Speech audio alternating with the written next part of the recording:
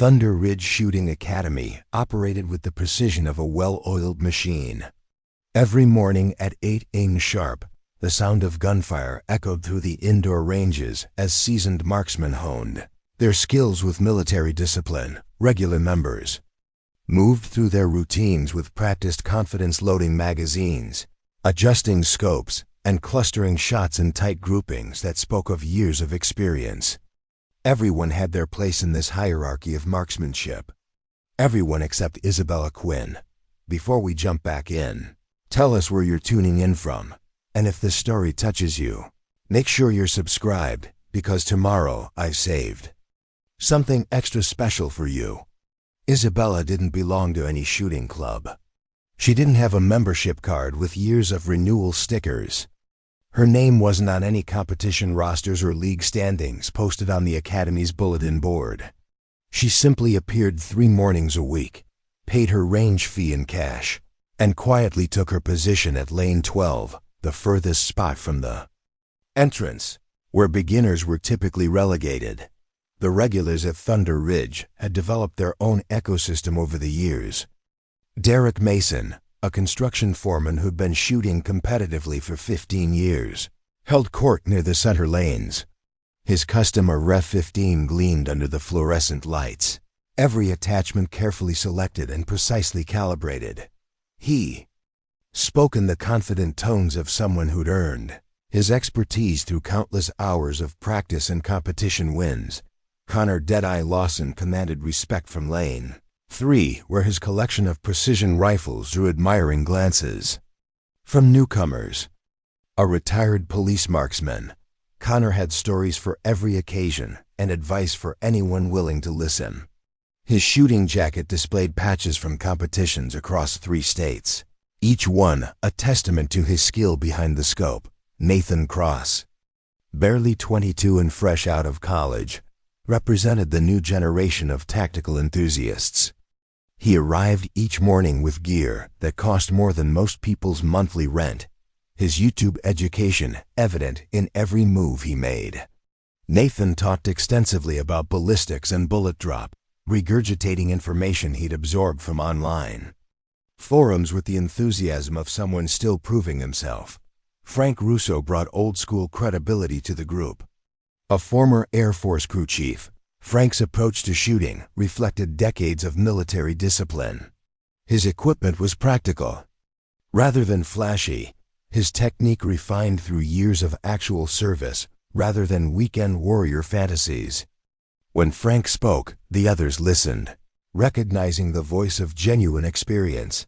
Then there was Rachel Webb, the range safety officer whose sharp eyes missed nothing.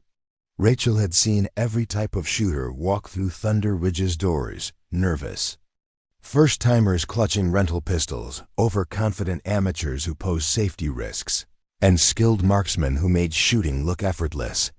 She could assess someone's experience level within minutes of watching them handle a firearm. Into this established community came Isabella Quinn, 3 months ago on a Tuesday morning that seemed no different from any other. She approached the front counter with the hesitant manner of someone unfamiliar with the protocols, asking questions that marked her as a complete novice. "I'd like to rent a pistol," she'd said to Rachel, her voice soft but steady. "Something basic.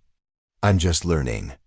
Rachel had sized her up quickly, mid-30s, average height, wearing jeans and a plain sweater that suggested someone more comfortable in an office than on a firing line. Isabella's hands showed no calluses that would indicate regular shooting, no tan lines from wearing tactical gloves. Everything about her screamed beginner. "Have you ever fired a handgun before?" Rachel had asked, preparing to launch into the standard safety briefing she gave to first-time shooters. "Once or twice," Isabella replied, "but not recently. I think I need to start from the beginning." Rachel had set her up with a basic 9mm Glock, the range's standard rental for newcomers. The safety briefing took 20 minutes, gun handling fundamentals, range commands, emergency procedures. Isabella listened intently, asking appropriate questions and nodding at all the right moments. She seemed genuinely eager to learn, which Rachel appreciated after dealing with too many novices who thought they knew more than they actually did. That first session had been unremarkable. Isabella's shots were scattered across the target, her stance awkward, her grip inconsistent. She fired slowly and deliberately, pausing frequently to ask Rachel for guidance. By any measure, she looked exactly like what she claimed to be, a beginner working to master the basics. But something nagged at Rachel during that initial session, something she couldn't quite identify. Isabella's safety awareness seemed unusually sharp for a true novice. She never swept the muzzle across unsafe areas, never placed her finger on the trigger until ready to fire, never forgot to engage the safety when setting the pistol down. These habits usually took weeks to develop, yet Isabella displayed them from day one. The regulars had noticed her arrival with the mild interest they showed all newcomers. Derek made a few comments about the influx of tactical tourists who showed up thinking shooting was easier than it looked. Connor offered some general advice about stance and breathing that Isabella accepted graciously.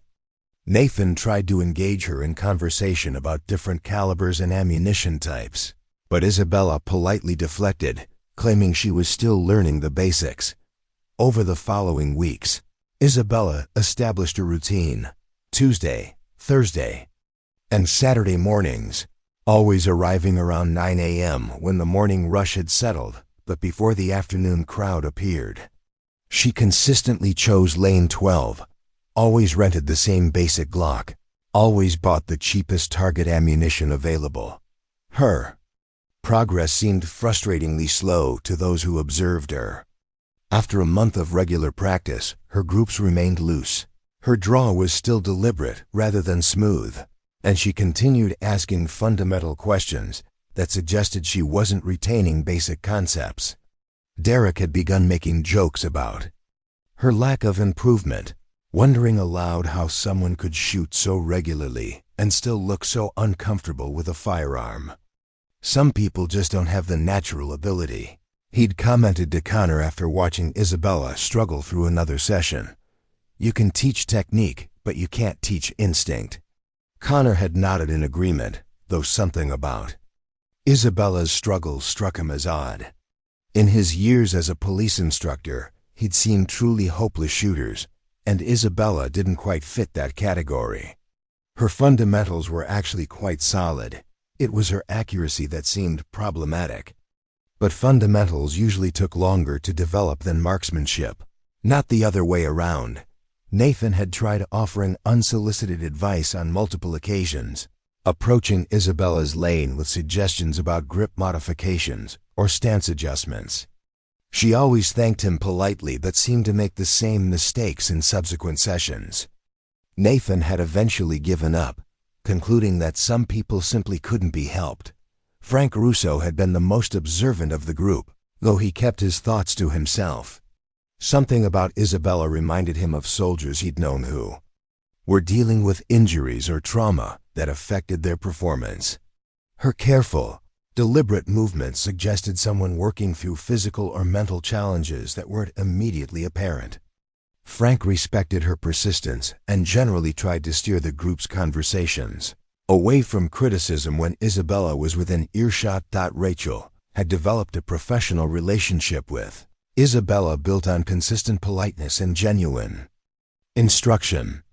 Isabella always followed range rules precisely, treated the equipment with appropriate respect, and never created safety concerns that required intervention. If anything, Rachel found her refreshingly responsible compared to some of the ego-driven shooters who treated the range like their personal playground. But there were moments when Rachel caught glimpses of something that didn't align with Isabella's beginner status.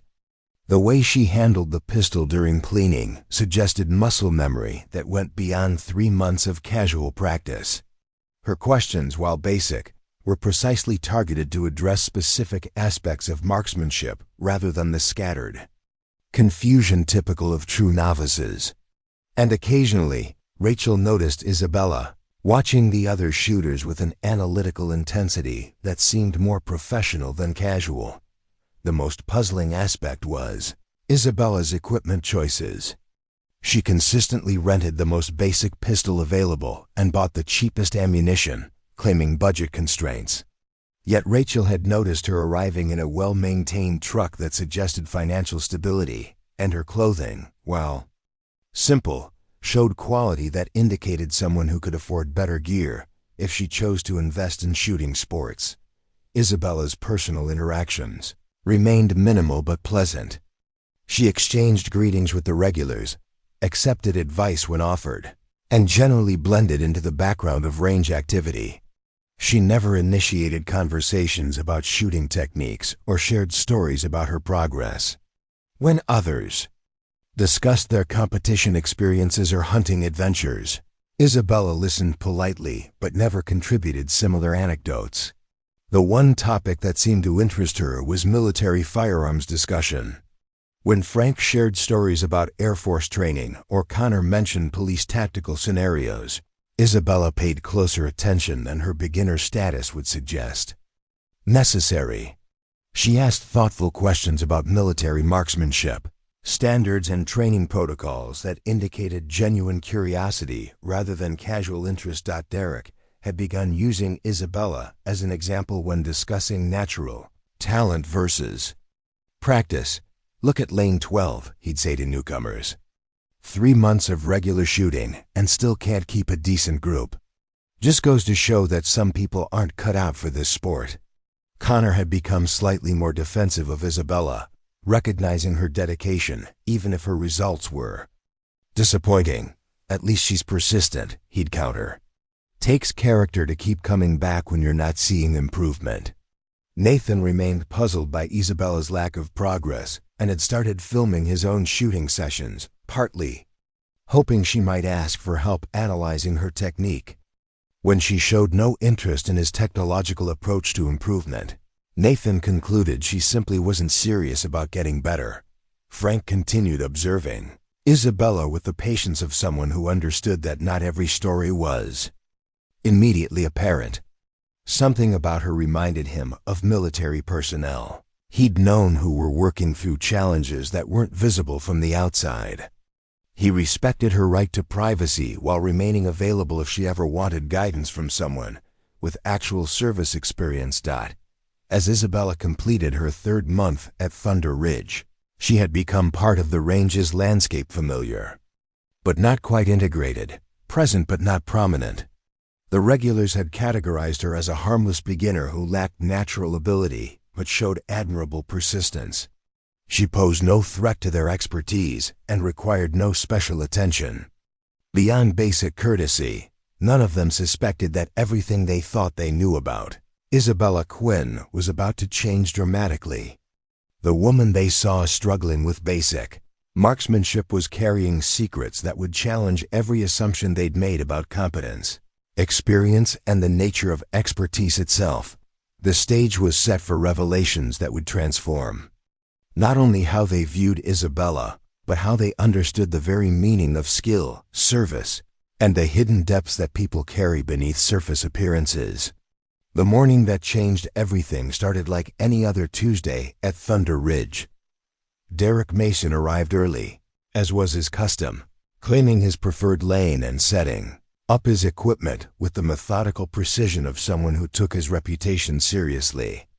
The range felt different on weekday mornings, quieter, more focused, populated by the serious shooters rather than the weekend warriors who cluttered the lanes on Saturdays. Connor Lawson was already present, his rifle case open beside lane 3, carefully cleaning the barrel of his competition-grade precision rifle. The morning light streaming through the high windows caught the scope's lens, sending fractured rainbows across the concrete floor. Connor's movements were deliberate and practiced, each action performed with the muscle memory of decades behind various firearms. "Morning, Derek," Connor called out without looking up from his cleaning rod. "You see the new tactical course they're advertising? Supposed to simulate real-world scenarios." Derek snorted as he loaded his first magazine. Real-world scenarios. For people who've never been in real-world situations. Half these tactical courses are just expensive ways to make civilians feel like operators. Nathan Cross burst through the entrance with his usual enthusiasm, wheeling a hard case that probably cost more than most people's monthly car payments.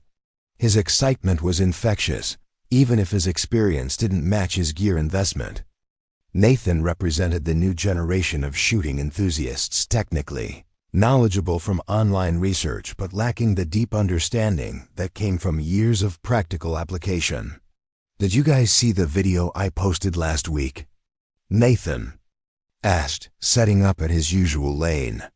"Finally broke that 1-inch group at 100 yards. Took me 6 months to dial in that load, but the consistency is incredible now." Frank Russo entered quietly, carrying his weathered range bag and nodding politely to the group. Frank's presence always brought a sense of gravitas to the morning sessions. His military background was evident not in boastful stories, but in the quiet competence with which he approached every aspect of shooting. Where Nathan relied on technology and Derek on natural talent, Frank brought the disciplined methodology of professional training. Rachel Webb was conducting her morning safety inspection, checking each lane for brass residue or equipment left behind from the previous day's sessions. Her routine was as precise as clockwork. She understood that safety protocols weren't suggestions but the foundation upon which everything else was built. 3 years as Thunder Ridge's primary safety officer had given her an almost supernatural ability to spot potential problems before they developed. The morning rhythm was interrupted by Isabella's arrival at exactly 9:15 a.m. Her timing was consistent to the minute, which Derek had begun to notice with growing irritation. There was something about her predictability that rubbed against his sense of spontaneity, though he couldn't articulate exactly why it bothered him. "Here comes our resident beginner," Derek muttered to Connor, loud enough for others to hear but quiet enough to maintain plausible deniability if challenged. 3 months and still shooting like it's her first day. Isabella approached the rental counter with her usual polite demeanor, asking Rachel for the same basic Glock and 2 boxes of practice ammunition. Her consistency in equipment choice had become another source of mild amusement for the regulars. Most shooters experimented with different platforms, seeking the perfect combination of comfort and performance. Isabella's apparent lack of curiosity about alternative options suggested either remarkable contentment or fundamental misunderstanding of the shooting sports. "You'd think she'd want to try something different by now," Nathan commented, adjusting his custom grip on his competition.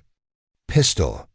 Maybe a smaller caliber to build confidence, or at least a different brand to see what works better for her." Connor paused in his rifle preparation, watching Isabella handle the rental pistol with what had become familiar awkwardness. "Some people need more time to master the basics before moving on," he said diplomatically, though his own experience suggested that 3 months should have shown more visible improvement. "Or maybe some people just aren't cut out for this," Derek replied, cycling his action with unnecessary force. "Natural ability matters. You can practice all you want, but if you don't have the instincts, you're just wasting ammunition." Isabella had moved to lane 12, beginning her routine with the same careful deliberation that marked all her sessions. She loaded her magazine slowly, checked her stance multiple times, and aimed with the concentration of someone still thinking through each step rather than relying on muscle memory. To the casual observer, she appeared to be working hard, but making minimal progress. Frank watched Isabella's preparation with the patience of someone who understood that learning curves varied dramatically between individuals. Something about her careful attention to safety protocols reminded him of military training environments, where precision in fundamentals was valued over speed or flashy technique. But her apparent struggle with accuracy didn't align with the kind of foundational training that produced such careful handling. "Maybe she needs professional instruction," Nathan suggested, warming to the topic. "I mean, coming here and practicing mistakes just reinforces bad habits." There are some excellent instructors in the area who specialize in basic marksmanship. Derek's laugh was sharp and dismissive. You can't teach what isn't there, kid. Some people have it, some people don't. 3 months tells you everything you need to know about someone's potential. Rachel overheard the conversation from her position near the safety station and felt a familiar surge of irritation.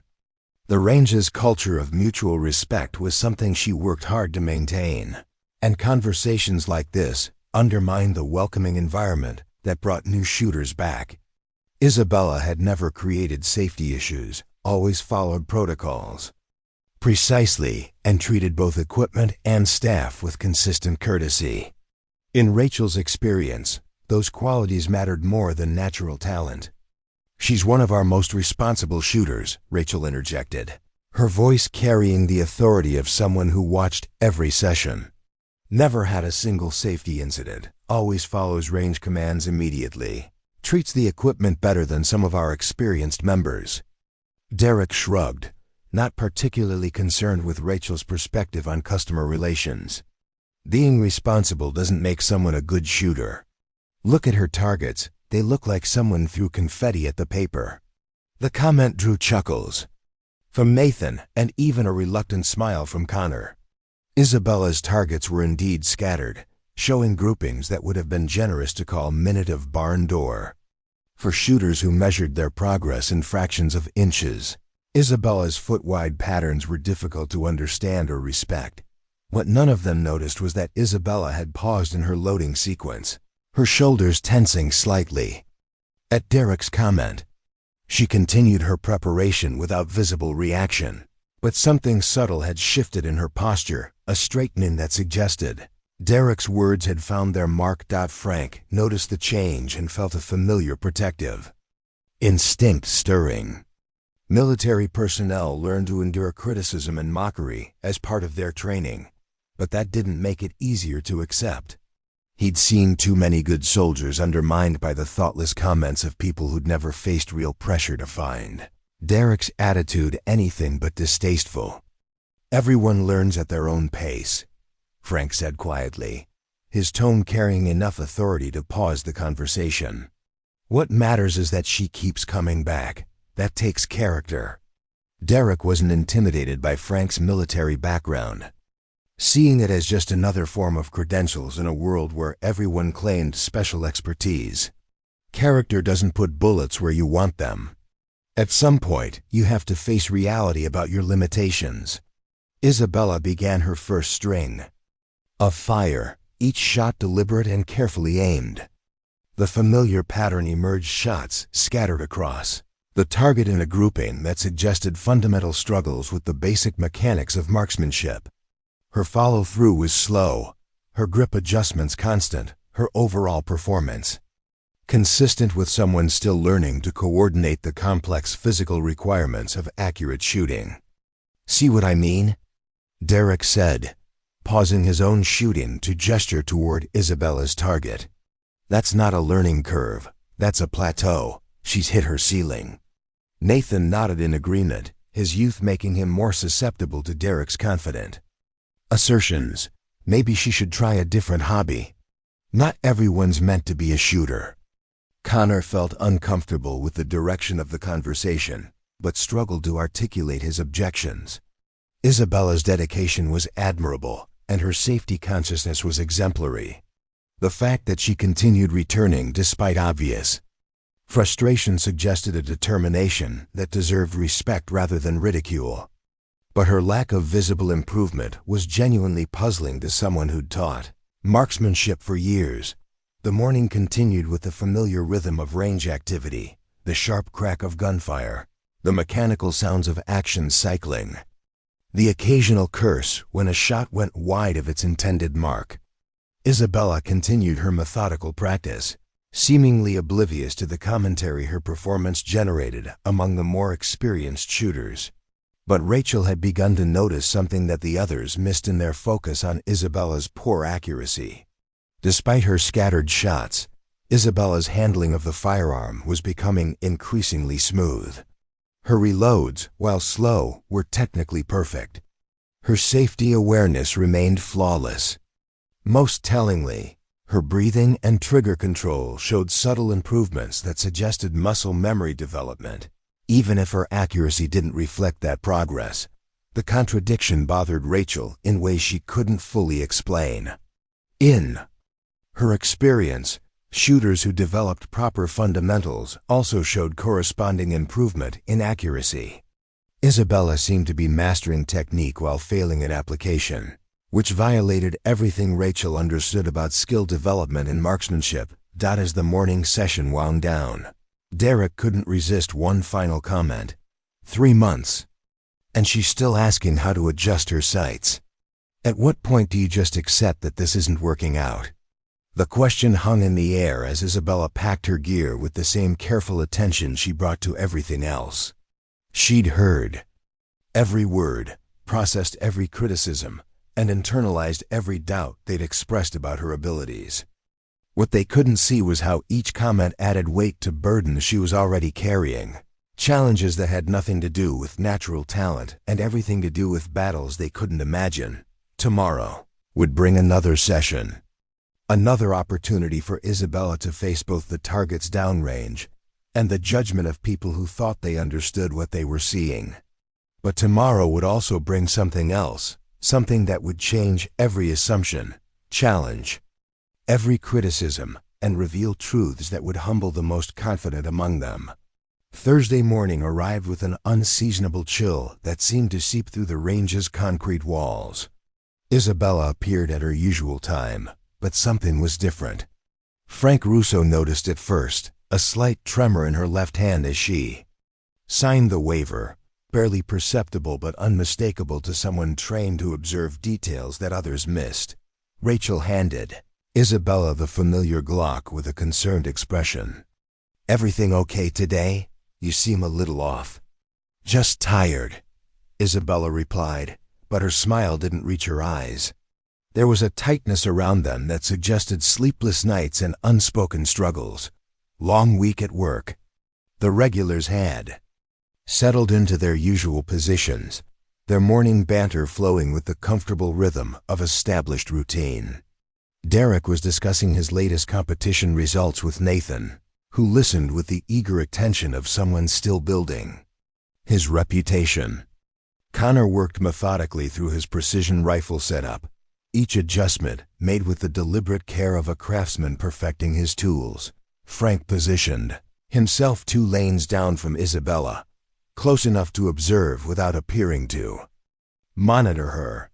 Something about her demeanor triggered instincts he'd developed during 20 years of military service, the ability to recognize when someone was fighting battles that weren't immediately visible. Isabella's careful movements and controlled breathing suggested someone working through pain or stress that went beyond simple shooting difficulties. As Isabella began her morning routine, the tremor in her left hand became more apparent. Her grip adjustments were more frequent, her stance less stable than usual. What should have been automatic movements now required conscious thought and repeated correction. The frustration was evident in the set of her shoulders and the careful way she controlled her breathing. "Rough night?" Derek called out from lane 5, his tone carrying mock sympathy. "Maybe you should stick to coffee until you're feeling steadier." Isabella didn't respond, but Frank caught the slight tightening of her jaw that suggested Derek's comment had hit deeper than intended. There was something about her reaction that reminded him of soldiers dealing with invisible wounds, the kind that didn't show on medical reports but affected every aspect of daily functioning. Connor paused in his rifle preparation, studying Isabella's stance with the analytical eye of someone who'd taught marksmanship for decades. Her positioning was textbook: perfect, feet properly spaced, body alignment correct, support hand placement ideal. Yet her shots continued to scatter across the target in patterns that defied explanation. The contradiction bothered him more each session, like a puzzle missing crucial pieces. Nathan had begun filming his own shooting for social media content, but his camera occasionally caught Isabella in the background. Reviewing the footage later, He'd noticed something odd: her form was actually improving week by week, even if her accuracy wasn't. The fundamentals that usually took months to develop were clearly present, yet the results suggested someone who'd never held a firearm before. "You know what I don't understand," Nathan said during a reload break, "is how someone can have perfect form but terrible results.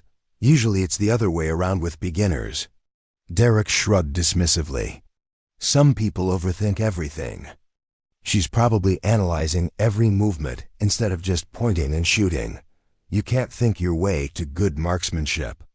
But Frank disagreed with Derek's assessment. In his experience, overthinking was a luxury that beginners couldn't afford. They were too busy just trying to remember which end pointed downrange. Isabella's careful deliberation suggested someone working through established knowledge rather than learning new concepts. It was the difference between remembering how to ride a bicycle after years away versus learning to ride for the first time. Rachel had been conducting her usual safety observations, but today she found herself paying closer attention to Isabella's equipment handling. Despite the tremor affecting her shooting, Isabella's weapon manipulation remained flawlessly safe. Her muzzle discipline was automatic, her trigger finger placement instinctive, her reload procedures smooth despite being slow. These weren't learned behaviors. They were ingrained habits that spoke of extensive training. The most telling moment came when Nathan accidentally dropped a loaded magazine, sending cartridges scattering across the concrete floor. Isabella's reaction was instantaneous and revealing. She immediately cleared her weapon, engaged the safety, and turned to assess the situation with the sharp attention of someone trained to respond to unexpected events.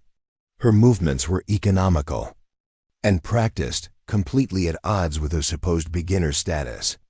"Nice reflexes," Frank commented quietly, noting how Isabella had automatically followed emergency protocols that most recreational shooters never learned. Isabella met his gaze for a moment, and Frank saw something flicker in her eyes: recognition, perhaps, or the acknowledgement that she'd been observed more carefully than she'd intended. "Just being careful," she said, but her voice carried a weight that suggested deeper meaning. The morning progressed with its usual rhythm, but the undercurrents were shifting. Connor found himself studying Isabella's technique with growing puzzlement. Her breathing pattern was textbook perfect, the kind of controlled respiration taught in military marksmanship programs. Her natural point of aim never wavered, even when she adjusted her stance. Her follow-through was consistent and professional. Yet her shot groups remained frustratingly scattered. Derek had begun to take Isabella's poor performance personally, as if her continued struggles reflected poorly on the range's entire community. 3.5 months, he announced to know. One in particular, and she's still asking about sight alignment. At what point do you just accept that some people aren't meant to be shooters? Isabella's jaw tightened almost imperceptibly, but she continued her methodical practice without comment. Frank noticed how she absorbed criticism without defending herself, a response pattern he recognized from military personnel who'd learned that some battles weren't worth fighting. There was dignity in her silence, but also a sadness that suggested. Derek's words carried more weight than they should. Nathan had become increasingly curious about Isabella's background, though his questions were met with polite deflection. She never discussed her work beyond mentioning office duties, never shared stories about what had motivated her to take up shooting, never engaged in the casual conversations that built community among regular range users. Her privacy was complete and carefully maintained. "You military?" Frank asked directly during a quiet moment, unable to contain his curiosity any longer. Isabella's pause was just a fraction too long before she shook her head. "No, just trying to learn something new." But Frank had caught the hesitation, the micro-expression that suggested his question had hit closer to the truth than Isabella was comfortable revealing. 20 years of service had taught him to read people, and everything about Isabella's bearing suggested military training despite her explicit denial. Rachel had been watching the interaction from her safety station, noting how Isabella's posture, had subtly shifted when Frank asked about military service.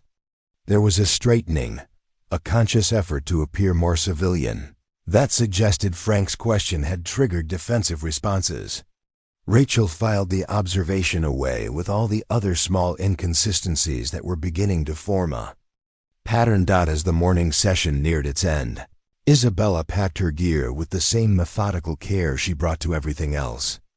Her movements were economical and efficient, each item stored in its proper place with the kind of organizational discipline that spoke of institutional training.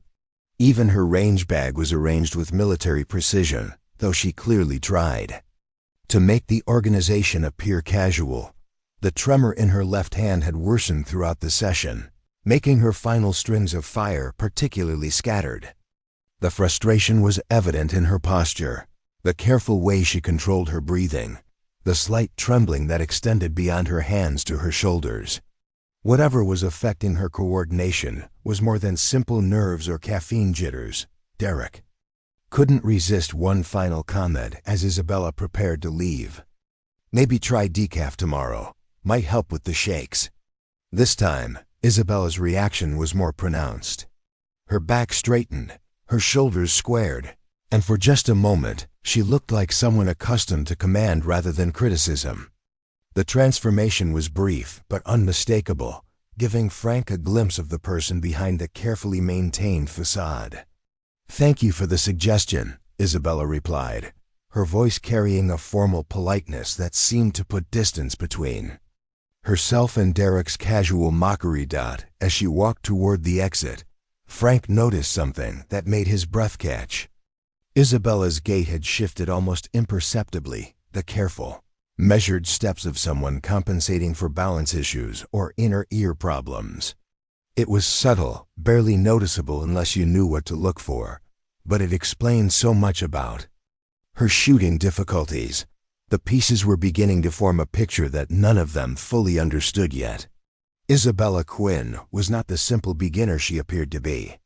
Her struggles weren't the result of inexperience or natural inability, but something far more complex and infinitely more deserving of respect than any of them had realized.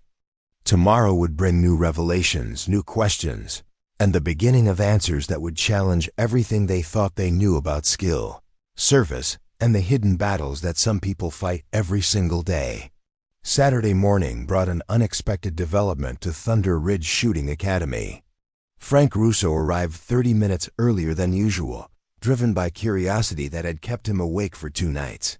Something about Isabella's careful responses and controlled reactions had triggered memories from his military service patterns of behavior he'd seen in wounded veterans who were working through challenges that weren't immediately visible.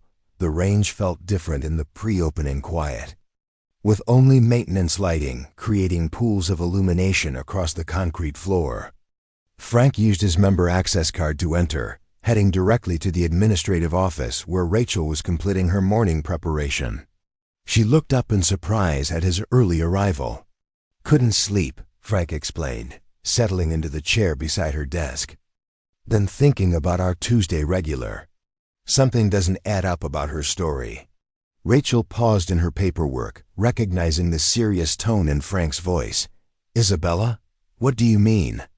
20 years in the Air Force teaches you to read people," Frank said, choosing his words carefully.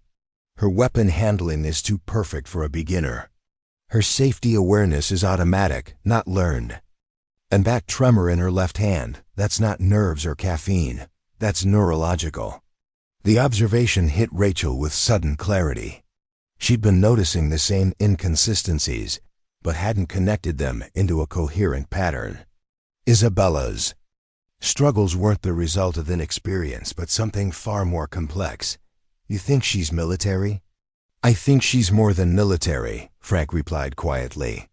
"I think she's someone who used to be very, very good at what we're trying to teach her." Their conversation was interrupted by Derek's arrival, his gear bag slung over his shoulder and his usual confidence on full display. He paused when he saw Frank and Rachel in deep discussion, their expressions suggesting something more serious than morning pleasantries. Morning strategy session? Derek asked with a grin, planning to finally tell our persistent beginner that maybe pottery classes would be a better fit. Frank's expression hardened. Actually, we were discussing how someone with perfect fundamentals could consistently struggle with accuracy. Makes you wonder what we're not seeing. Derek shrugged, beginning his setup routine. Sometimes people just hit their ceiling. Not everyone's cut out for precision work. But Frank's words had planted a seed of doubt. Derek found himself watching Isabella more carefully when she arrived, noting details he'd previously dismissed as irrelevant.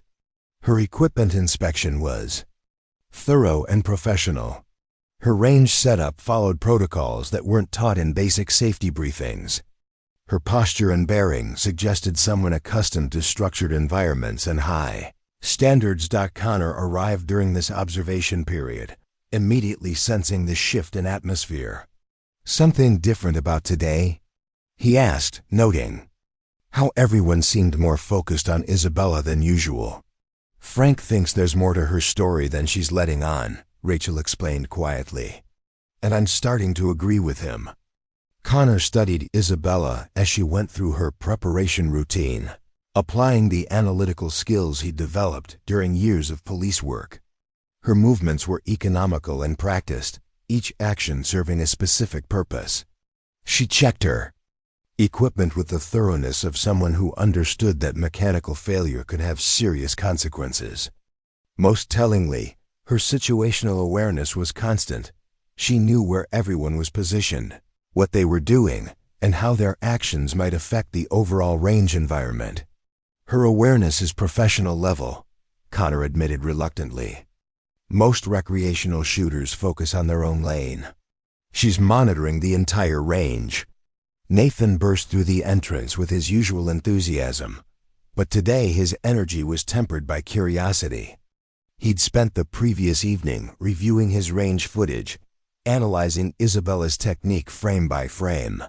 What he'd discovered had challenged his assumptions about beginner progression and natural ability. I've been studying her form, Nathan announced without preamble. Her grip is textbook perfect. Her stance is competition-level stable. Her breathing pattern follows military marksmanship protocols, exactly. But her shots are still scattered like she's never held a gun before. The contradiction was becoming impossible to ignore.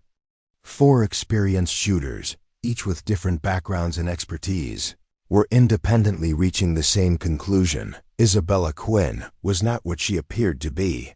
Isabella's arrival at exactly 9:15 a.m. was met with unprecedented attention. Instead of casual acknowledgement, she faced the focused observation of people actively trying to solve a puzzle. The change in atmosphere was subtle but unmistakable, and Isabella clearly sensed it. "Morning," she said with her usual politeness. But her voice carried a note of caution that hadn't been present in previous sessions. Rachel handed over the rental Glock with studied casualness. "How's the tremor today? Any better?" Isabella's pause was fractional but telling. "About the same. Some days are better than others." Frank stepped closer, his approach carefully non-threatening. "Any particular cause? Medical issue, maybe?" The question hung in the air with weighted significance. Isabella's reaction was controlled, but revealing a slight stiffening of her posture, a carefully neutral expression that required conscious effort to maintain. "Just stress," she said finally. "Work has been demanding lately." But Frank had caught the defensive micro-expressions, the subtle shifts in body language that suggested his question had come dangerously close to something Isabella wasn't ready to discuss. 20 years of military service had taught him to recognize when someone was carrying burdens they couldn't share. Derek found himself studying Isabella's equipment setup with new eyes.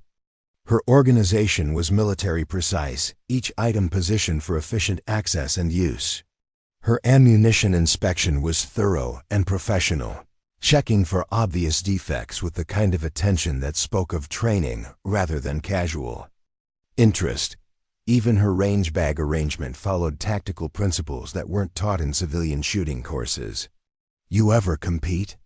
Derek asked, his tone less dismissive than usual. Isabella shook her head without looking up from her preparation. "No, just learning for personal protection." The answer was technically responsive, but felt incomplete. Frank noted how Isabella avoided eye contact during the response, a subtle tell that suggested careful word choice rather than spontaneous honesty. Connor positioned himself where he could observe Isabella's shooting stance and trigger control. When she began her first string of fire, he watched with the analytical attention of someone trying to solve a technical problem. Her form was flawless, perfect sight alignment, consistent trigger press, proper follow-through. Yet her shots continued to scatter across the target in patterns that defied explanation. "The fundamentals are perfect," Connor muttered to Frank. "I've seen police recruits with years of experience who don't have her technical foundation." Frank nodded, his own confusion deepening. "In the military, we called it muscle memory. Some things become so automatic that you don't consciously think about them anymore. But muscle memory takes thousands of repetitions to develop." Nathan had begun recording Isabella's session with his phone, ostensibly for his own training analysis, but actually to study her technique more carefully. Through the camera lens, he could see details that escaped casual observation: the way she automatically compensated for recoil, the professional speed of her reload sequence, the unconscious habit of scanning for threats between strings of fire. "She moves like someone who's done this before," Nathan observed quietly. "A lot." The morning progressed with this new level of attention focused on Isabella's every movement. She clearly sensed the scrutiny, her responses becoming more guarded, her explanations more carefully constructed. The easy rhythm of previous sessions was replaced by an underlying tension that affected everyone present. During a reload break, Isabella's tremor became more pronounced, causing her to fumble with a magazine in a way that seemed genuinely frustrating rather than simply inexperienced. Frank watched her struggle with what appeared to be a simple task, noting how her jaw tightened with controlled anger, not at the equipment, but at her own physical limitations. "Tough day?" Frank asked with genuine sympathy. Isabella's response was immediate and revealing. "Some days the body doesn't cooperate with what the mind remembers." The statement hung in the air with unintended significance. Frank exchanged glances with Connor, both men recognizing the implications of Isabella's words. What the mind remembers suggested previous knowledge and experience that current physical limitations prevented her from demonstrating. Rachel had been monitoring the conversation from her safety station, noting how Isabella's carefully maintained facade was beginning to crack under sustained observation. The woman who'd spent months deflecting questions and maintaining privacy was struggling to maintain her story in the face of increasingly pointed curiosity. As the session continued, the tremor in Isabella's left hand worsened, making her final strings of fire particularly scattered. But now the observers understood they weren't witnessing inability, they were watching someone fight against physical limitations that prevented her from demonstrating skills they were beginning to suspect she actually possessed. The revelation was gradual but unmistakable. Isabella Quinn wasn't learning to shoot, she was relearning to shoot. The difference was profound and changed everything about how they understood her struggles, her persistence, and her carefully guarded privacy. Tomorrow would bring new questions, deeper investigation, and the beginning of answers that would challenge every assumption they'd made about skill, service, and the hidden battles that wounded warriors fought every single day. Tuesday morning at Thunder Ridge began with an unusual announcement over the range's intercom system. Major Lisa Hayes, the Academy's owner and primary administrator, called for attention from all members and staff present in the facility. "Ladies and gentlemen," her voice echoed through the concrete corridors, "we have a special guest instructor joining us today. Master Chief Alex Storm Burke, recently retired from the Navy SEALs, will be conducting an advanced marksmanship assessment for several of our members who've expressed interest in tactical training programs. The announcement sent ripples of excitement through the morning crowd. Navy SEAL instructors were legendary figures in the shooting community, representing the pinnacle of combat marksmanship and tactical excellence. Even the most experienced civilians rarely had opportunities to receive instruction from operators of Master Chief Burke's caliber. Derek Mason felt his pulse quicken with anticipation. This was exactly the kind of validation he'd been seeking, opportunity to demonstrate his skills before someone whose approval actually mattered in the broader tactical community. He immediately began adjusting his equipment, ensuring everything was perfectly arranged for the assessment he assumed would include him.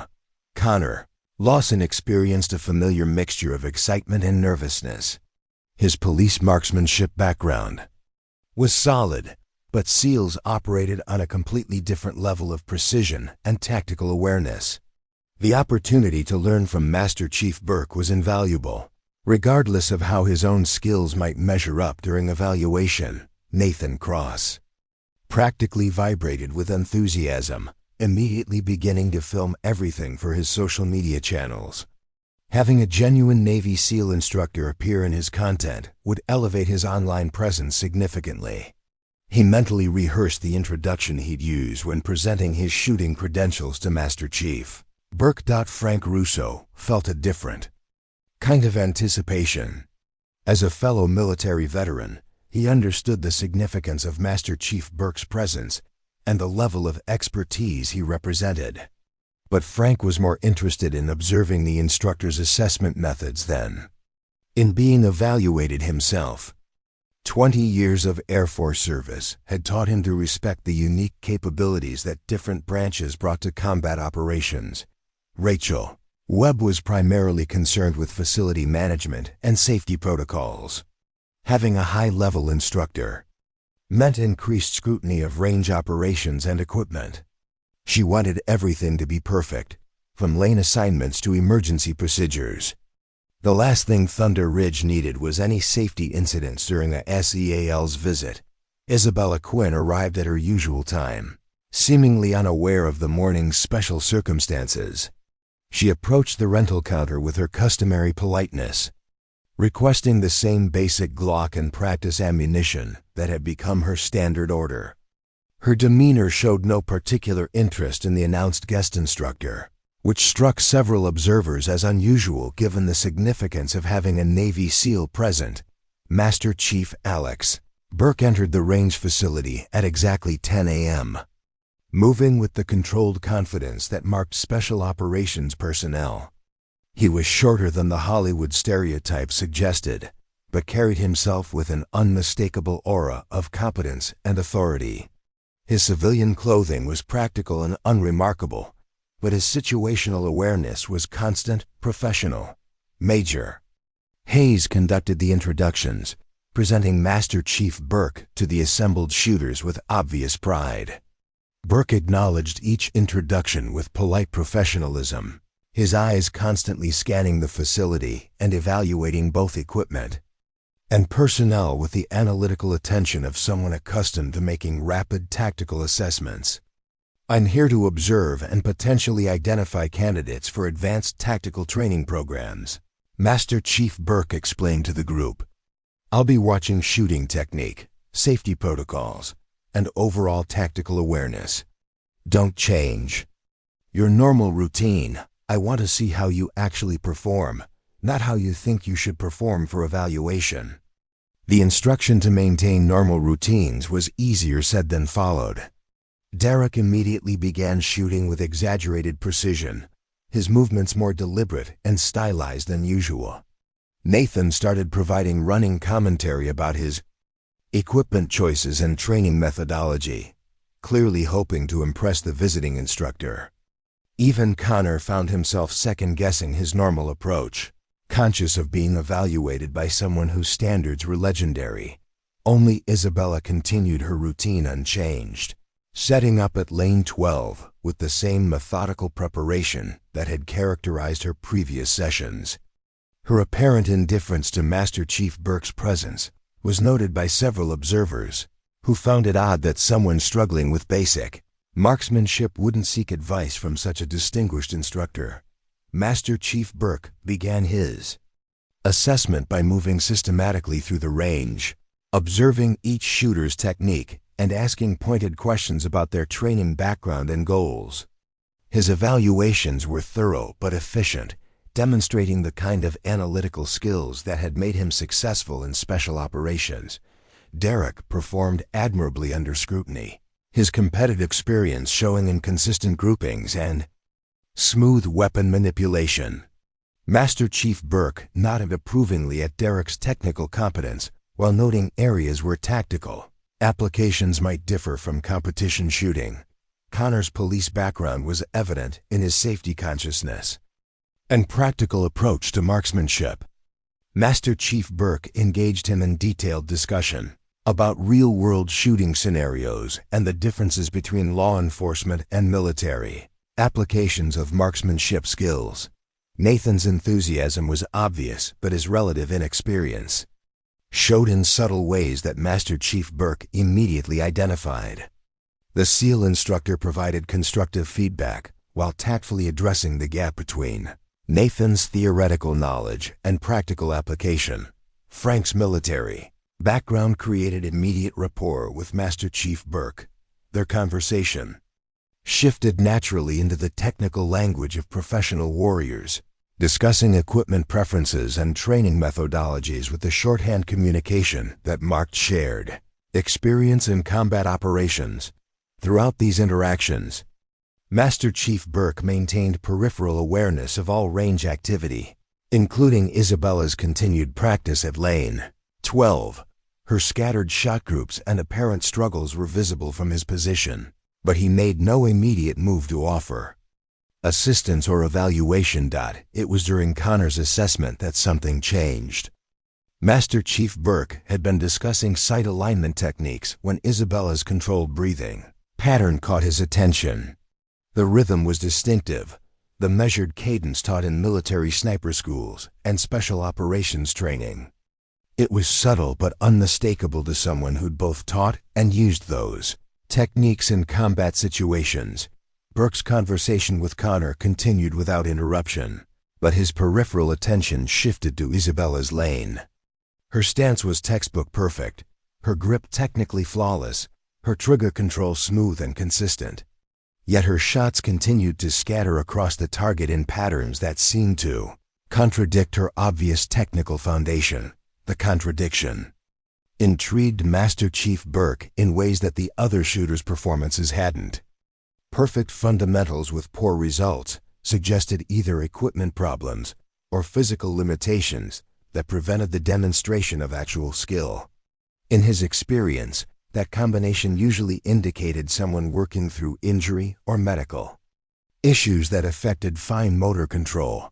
During a natural break in his assessment routine, Master Chief Burke approached Isabella's lane with the casual manner of someone conducting routine instruction. His movement was noted by the other shooters, who were curious to see how their struggling colleague would respond to evaluation by a Navy SEAL. "Morning," Master Chief Burke said politely, positioning himself where he could observe Isabella's shooting stance. "Mind if I watch a few strings?" Isabella glanced up from her target adjustment, meeting his gaze directly for the first time. There was something in her eyes, a flicker of recognition or assessment, that lasted only a moment, but didn't escape Master Chief Burke's notice. "Of course," Isabella replied with her usual courtesy. "Though I should warn you, I'm still learning the basics." Master Chief Burke nodded noncommittally, settling into observation mode as Isabella prepared for her next string of fire. What he saw during the next 60 seconds would change everything, not just his assessment of Isabella Quinn, but the entire dynamic of Thunder Ridge Shooting Academy.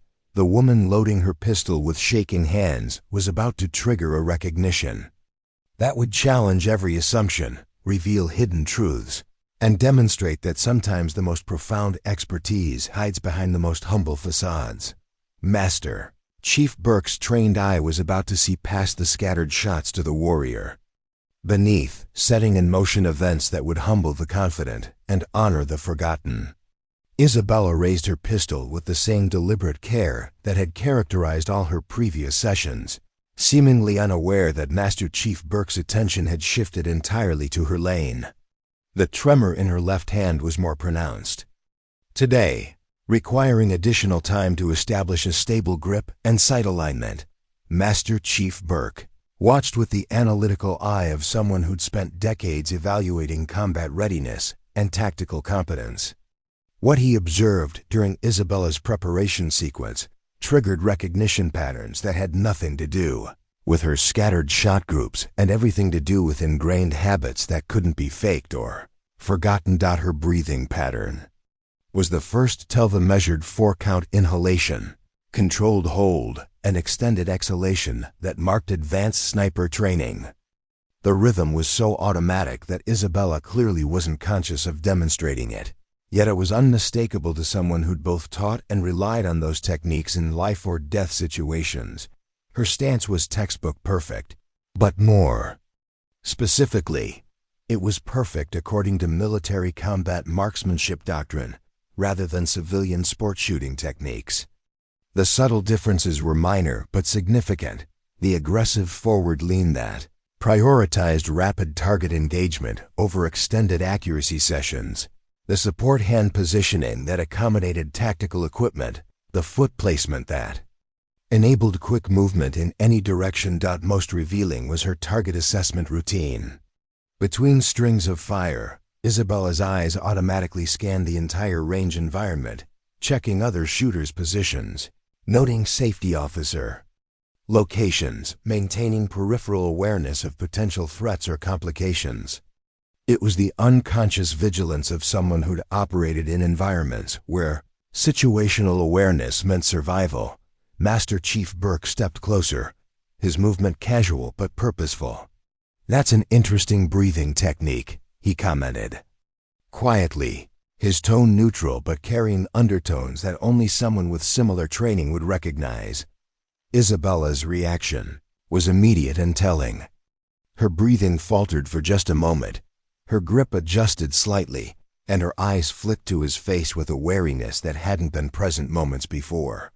The response was subtle but unmistakable, the defensive awareness of someone whose cover had been questioned by someone qualified to see through it.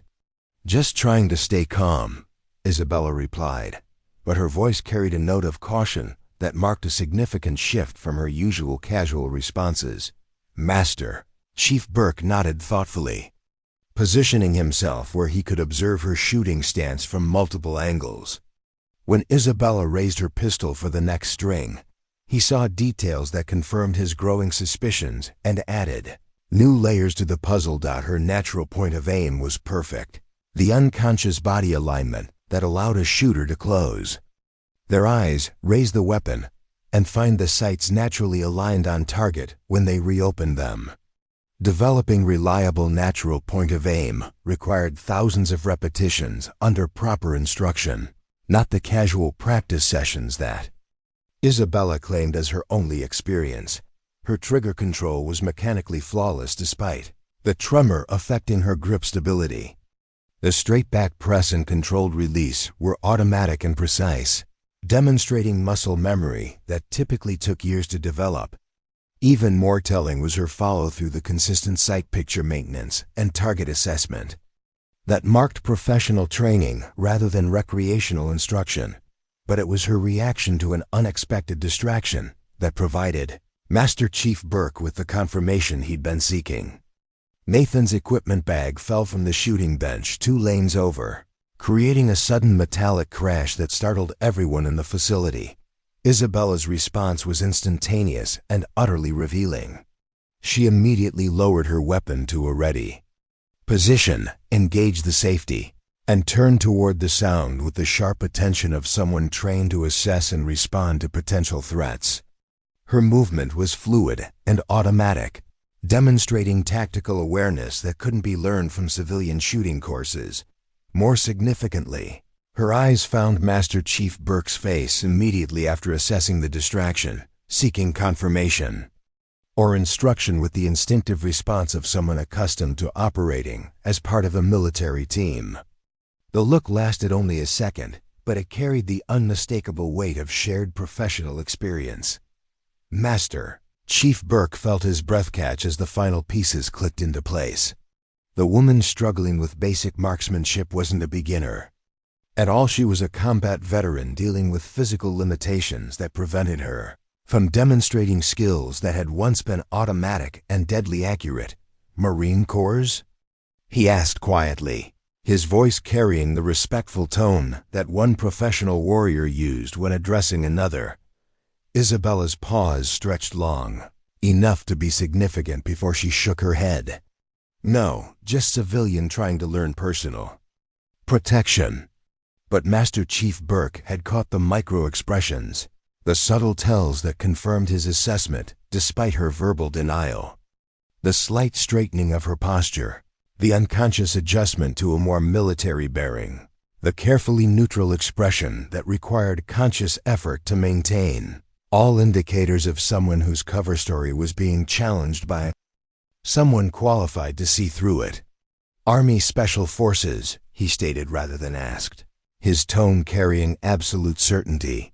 This time Isabella's reaction was impossible to hide. Her weapon lowered completely, her stance shifted to a more defensive position, and her eyes met his with the direct gaze of someone whose carefully maintained facade had been penetrated by someone who understood exactly what they were seeing. Silence stretched between them, heavy with unspoken recognition and shared understanding.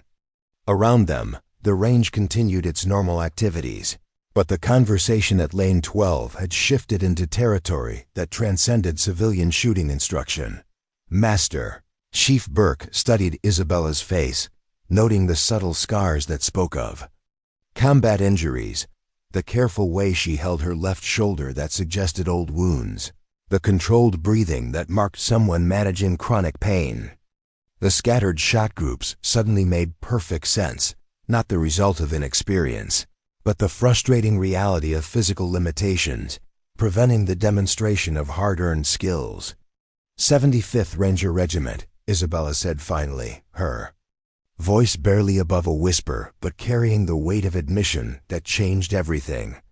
Iraq and Afghanistan, 3 tours. The words hung in the air between them, confirming what Master Chief Burke had suspected and adding details that filled in the picture. Rangers were elite infantry, specialists in direct action and combat operations. Isabella's struggles weren't the result of never having learned to shoot. They were the heartbreaking reality of a warrior whose body could no longer perform at the level her training demanded. What happened? Master Chief Burke asked, his tone carrying the gentle respect that one wounded warrior offered another. Isabella's smile was sad but genuine. IED took out our convoy outside Fallujah. Traumatic brain injury, inner ear damage, left side coordination issues. The docs say I'm lucky to be walking. The revelation recontextualized everything the range regulars had observed over the past months. Isabella's careful movements, her perfect safety protocols, her persistent practice despite frustrating results, all of it suddenly made sense, through the lens of a combat veteran working to rebuild skills that had once been second nature. Master Chief Burke stood silent for a long moment, processing the significance of what he'd discovered.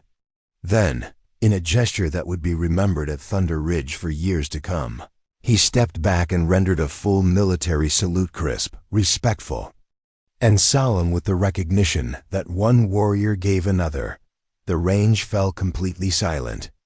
Every conversation stopped, every shooter paused, every person present turned to witness a moment that transcended normal social interaction and entered the realm of profound respect and recognition. Isabella stood frozen, her eyes filling with tears as she received the honor that no one had offered her since her discharge from the Army medical facility 18 months earlier.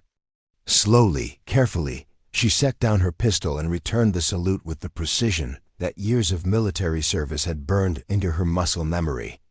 The moment stretched, heavy with significance that most observers couldn't fully understand, but instinctively recognized as something far more important than casual range instruction. When both warriors finally lowered their hands, the atmosphere at Thunder Ridge had changed forever. The salute exchange between Master Chief Burke and Isabella had lasted perhaps 30 seconds, but its impact reverberated through Thunder Ridge Shooting Academy like a seismic event.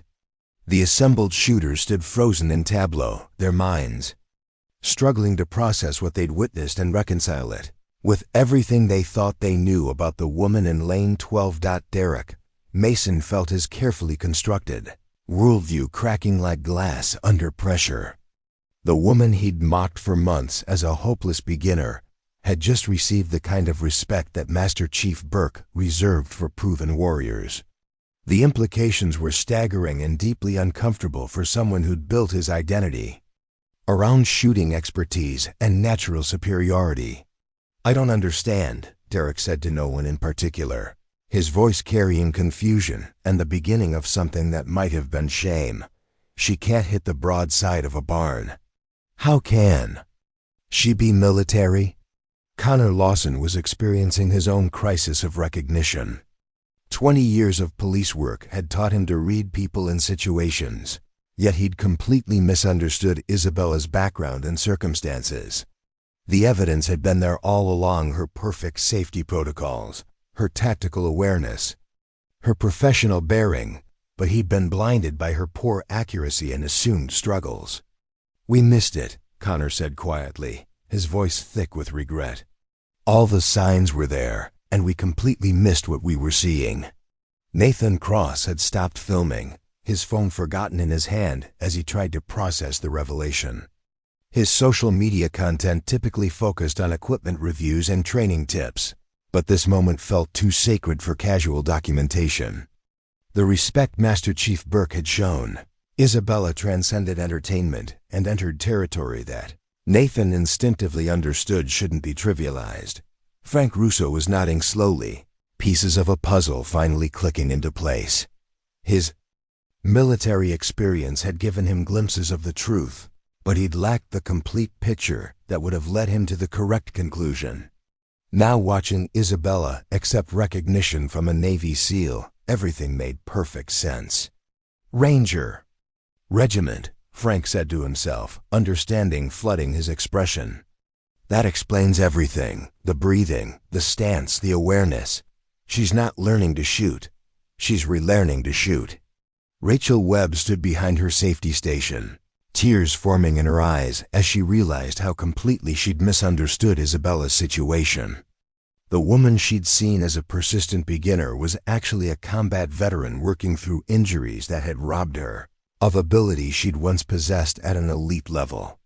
Every scattered shot group represented not failure, but courage in the face of devastating loss. Master Chief Burke remained at Isabella's side, his presence now protective rather than evaluative. The casual assessment atmosphere had shifted into something far more serious and personal. When he spoke, his voice carried the authority of someone whose opinion mattered in ways that transcended civilian shooting instruction. "Ladies and gentlemen," Master Chief Burke addressed the assembled shooters, his tone commanding immediate attention. "I need to clarify something about what you've just witnessed." This woman served 3 tours with the 75th Ranger Regiment in Iraq and Afghanistan. She was wounded in action defending this country and is currently working through injuries that affect her coordination and fine motor control. The words hit the group like physical blows. Derek felt his stomach drop as he realized the magnitude of his months of casual cruelty. Connor experienced the sharp pain of recognition that comes when professional competence is revealed to be professional blindness. Nathan struggled with the knowledge that his dismissive comments had been directed at someone whose service and sacrifice dwarfed anything in his own experience. The fact that she's here, working to rebuild skills that her injuries have compromised, represents the kind of courage and determination that most of us will never understand. Master Chief Burke continued, his gaze moving deliberately across each face present. Her commitment to improvement despite obvious frustration and physical limitations is more impressive than any competition score or tight shot group. Isabella stood quietly beside him, her cheeks flushed with embarrassment at being the center of attention, but her posture maintaining the dignity that military service had instilled. The woman who'd spent months deflecting questions and avoiding recognition was now exposed in the most complete way possible, her carefully guarded privacy stripped away by circumstances beyond her control. "I didn't want special treatment," Isabella said quietly, her voice carrying across the suddenly silent range. "I just wanted to see if I could get some of it back, even a little bit." The simple honesty of her statement cut through the group's confusion and shame like a blade. Here was someone who'd once possessed elite-level marksmanship skills, working with quiet determination to reclaim even a fraction of what she'd lost to enemy action. Every missed shot represented not incompetence, but the heartbreaking gap between memory and current capability. Frank approached first, his military background giving him both the understanding and the courage to bridge the awkward silence that had settled over the group. "Ma'am," he said formally, "it's an honor to have you shooting beside us. Should have recognized it sooner." Isabella smiled, the first genuine expression of warmth any of them had seen from her. "Thank you, Frank. That means more than you know." Connor followed, his law enforcement background providing context for understanding what Isabella was working through. "The dedication you've shown, coming here week after week, despite the frustration. That's the kind of character we all should aspire to." Even Nathan, stripped of his usual confidence and technical superiority, approached with genuine humility. "I feel like an idiot for all the things I said. Your service, your sacrifice, I had no idea what I was looking at." Derek remained frozen in place, his entire self-image crumbling as he confronted the reality of his behavior toward someone whose credentials and character exceeded his own in every meaningful way. The woman he'd dismissed as naturally inferior had served her country at the highest levels while he built his identity around weekend competitions and casual superiority. "I owe you an apology," Derek finally said, his voice barely audible. "Everything I said, the way I acted, there's no excuse for it." Isabella studied his face for a moment before nodding. "We all make assumptions based on what we see. The important thing is what we do when we learn we were wrong." Master Chief Burke had been observing these interactions with the analytical attention of someone accustomed to evaluating character under pressure. What he'd witnessed over the past few minutes told him more about each person's fundamental nature than hours of formal assessment could have revealed. This situation raises important questions about how we define expertise and recognize service, Master Chief Burke said, addressing the group as both instructor and moral authority. Isabella's current struggles don't diminish her past achievements or her ongoing courage. If anything, they highlight the kind of determination that true warriors demonstrate when facing adversity. Rachel approached with the range's medical kit, having noticed how the emotional intensity was affecting Isabella's tremor. The physical manifestations of her injuries were becoming more pronounced under stress, a reminder that her challenges were ongoing and real rather than temporary inconveniences. "Let me help you with that," Rachel said gently, offering support without making Isabella feel helpless or dependent. The gesture represented a shift in the entire group's approach to Isabella's presence at Thunder Ridge, where they'd once seen someone to be tolerated or dismissed. They now recognized someone deserving of support and respect. The change was profound and irreversible, marking a transformation that went beyond simple shooting instruction into the realm of human understanding and community responsibility. As the immediate shock of revelation began to settle, new questions emerged. How long had Isabella been dealing with her injuries? What kind of support was available for veterans in her situation? How could Thunder Ridge better serve military personnel working through similar challenges? The investigation that had begun with curiosity about inconsistencies in Isabella's shooting performance had evolved into something far more significant, an examination of assumptions, prejudices, and the hidden struggles that veterans faced. In civilian communities, the answers would challenge everything they thought they knew about strength, expertise, and the true meaning of courage under fire. Preparing and narrating this story took us a lot of time, so if you are enjoying it, subscribe to our channel, it means a lot to us. Now back to the story. In the quiet that followed the initial revelations, Master Chief Burke made a decision that would transform Thunder Ridge's understanding of both Isabella and the broader challenges facing wounded veterans. He gestured toward the range's small conference room, away from the public shooting areas where conversations could be overheard by casual members. Isabella, would you be willing to share more about your situation? I think it would help everyone understand what you're working through, and it might help other veterans who are facing similar challenges. Isabella hesitated, her privacy instincts warring with the recognition that her story was already partially exposed. The careful facade she'd maintained for months had been shattered, leaving her vulnerable in ways she hadn't experienced since her initial injury. But something in Master Chief Burke's respectful tone and the genuine concern in the faces around her suggested that opening up might serve a larger purpose. I suppose there's no point in pretending anymore, Isabella said with a wry smile that carried both sadness and relief. And if it helps someone else avoid the mistakes I've made, maybe it's worth sharing. The group gathered in the conference room with the solemn attention of people who understood they were about to learn something important.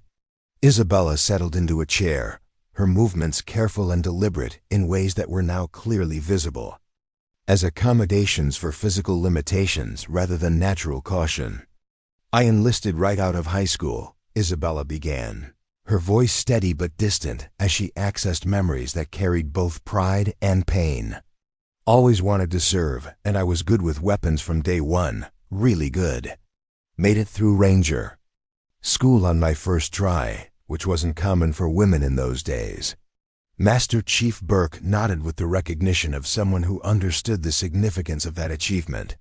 Ranger school was notoriously difficult, with failure rates that eliminated the majority of candidates regardless of gender. Isabella's success spoke to exceptional physical and mental capabilities that had been tested under the most demanding circumstances. 3 deployments to Iraq and Afghanistan between 2018 and 2021, Isabella continued. Mostly direct action missions, raids, reconnaissance, target elimination. I was the designated marksman for my squad, which meant I was responsible for precision shots that other team members couldn't make. The revelation hit Derek like a physical blow. The woman he'd mocked for poor marksmanship had once been trusted with the most critical shots in life-or-death combat situations. Her scattered practice rounds at Thunder Ridge weren't the result of natural inability, they represented the devastating gap between elite-level skills and current physical limitations. What was your effective range? Connor asked with professional curiosity, his law enforcement background providing context for understanding military marksmanship requirements. Confirmed kills out to 800 meters with the M110 sniper system, Isabella replied matter-of-factly, as if discussing routine technical specifications rather than deadly combat performance. Shorter range precision work with various platforms, depending on mission requirements. The numbers were staggering to civilian shooters who considered 100-yard accuracy to be advanced marksmanship. Isabella had routinely made shots at distances that required mathematical calculations for bullet drop, wind compensation, and atmospheric conditions. Her current struggles with 25-yard pistol targets represented a fall from elite-level capability that was almost incomprehensible in its scope. The incident happened during our final deployment, Isabella continued. her voice becoming more controlled as she approached the difficult part of her story. We were conducting a vehicle interdiction outside Fallujah when our convoy hit a complex. Eyed ambush. 2 explosions, coordinated small arms fire, the whole package. Frank leaned forward, his military experience providing understanding of the tactical situation Isabella was describing. Complex ambushes were sophisticated attacks that required extensive planning and coordination among enemy forces. Surviving. Such encounters often came down to training, luck, and the split-second decisions that separated life from death. I was in the lead vehicle when the first IED detonated, Isabella said, her left hand unconsciously moving to touch a faint scar along her jawline. Blast through our Humvee about 20 feet, killed our driver instantly, wounded everyone else to varying degrees. I took shrapnel to the head and neck, plus massive concussion from the overpressure. The clinical description couldn't mask the trauma of what Isabella had experienced. Master Chief Burke recognized the controlled delivery that marked someone who'd been through extensive debriefing and medical evaluation, learning to discuss catastrophic events in ways that allowed psychological survival. The immediate injuries were bad enough, Isabella continued, but the long-term effects have been the real challenge. Traumatic brain injury affects coordination, balance, fine motor control. Some days are better than others, but the consistency I used to rely on is just gone. Rachel felt tears forming as she understood the full scope of what Isabella was working through. The tremor in her left hand wasn't nervousness or poor conditioning. It was a permanent reminder of brain trauma sustained while serving her country. Every frustrated shooting session represented Isabella's attempt to rebuild capabilities that her injuries had stolen. The hardest part isn't the physical limitations, Isabella said quietly. It's the loss of identity. For 10 years, I was someone who could make impossible shots under extreme pressure. That was who I was, how I defined myself. Now I can barely hit a stationary target at close range on a good day. Nathan struggled with the knowledge that his casual comments about natural ability had been directed at someone whose previous capabilities exceeded anything he could imagine achieving. Isabella's current performance wasn't a ceiling. It was the result of trying to rebuild from devastation that had destroyed elite-level skills. Why didn't you tell us? Derek asked, his voice barely above a whisper. Why endure the comments? The criticism? The assumptions? Isabella's smile was sad but understanding. Because I wanted to be treated normally. In the military hospitals, at the VA, with other veterans, everyone sees the injuries first, the person second. Here, I was just another shooter trying to improve. That felt like dignity. The explanation cut through the group's remaining confusion and guilt. Isabella hadn't hidden her background to deceive them. She'd done it to preserve her sense of self-worth in an environment where she could focus on improvement rather than limitations. Their ignorance had been a gift she'd given herself, even when their comments caused pain. How long have you been working on rehabilitation? Master Chief Burke asked with professional interest in recovery protocols for special operations personnel. 18 months since medical discharge, Isabella replied. Physical therapy, occupational therapy, psychological counseling, medication management. Some things have improved significantly. Others may never come back to previous levels. The comprehensive nature of Isabella's treatment highlighted the severity of her injuries and the complexity of recovery from traumatic brain injury.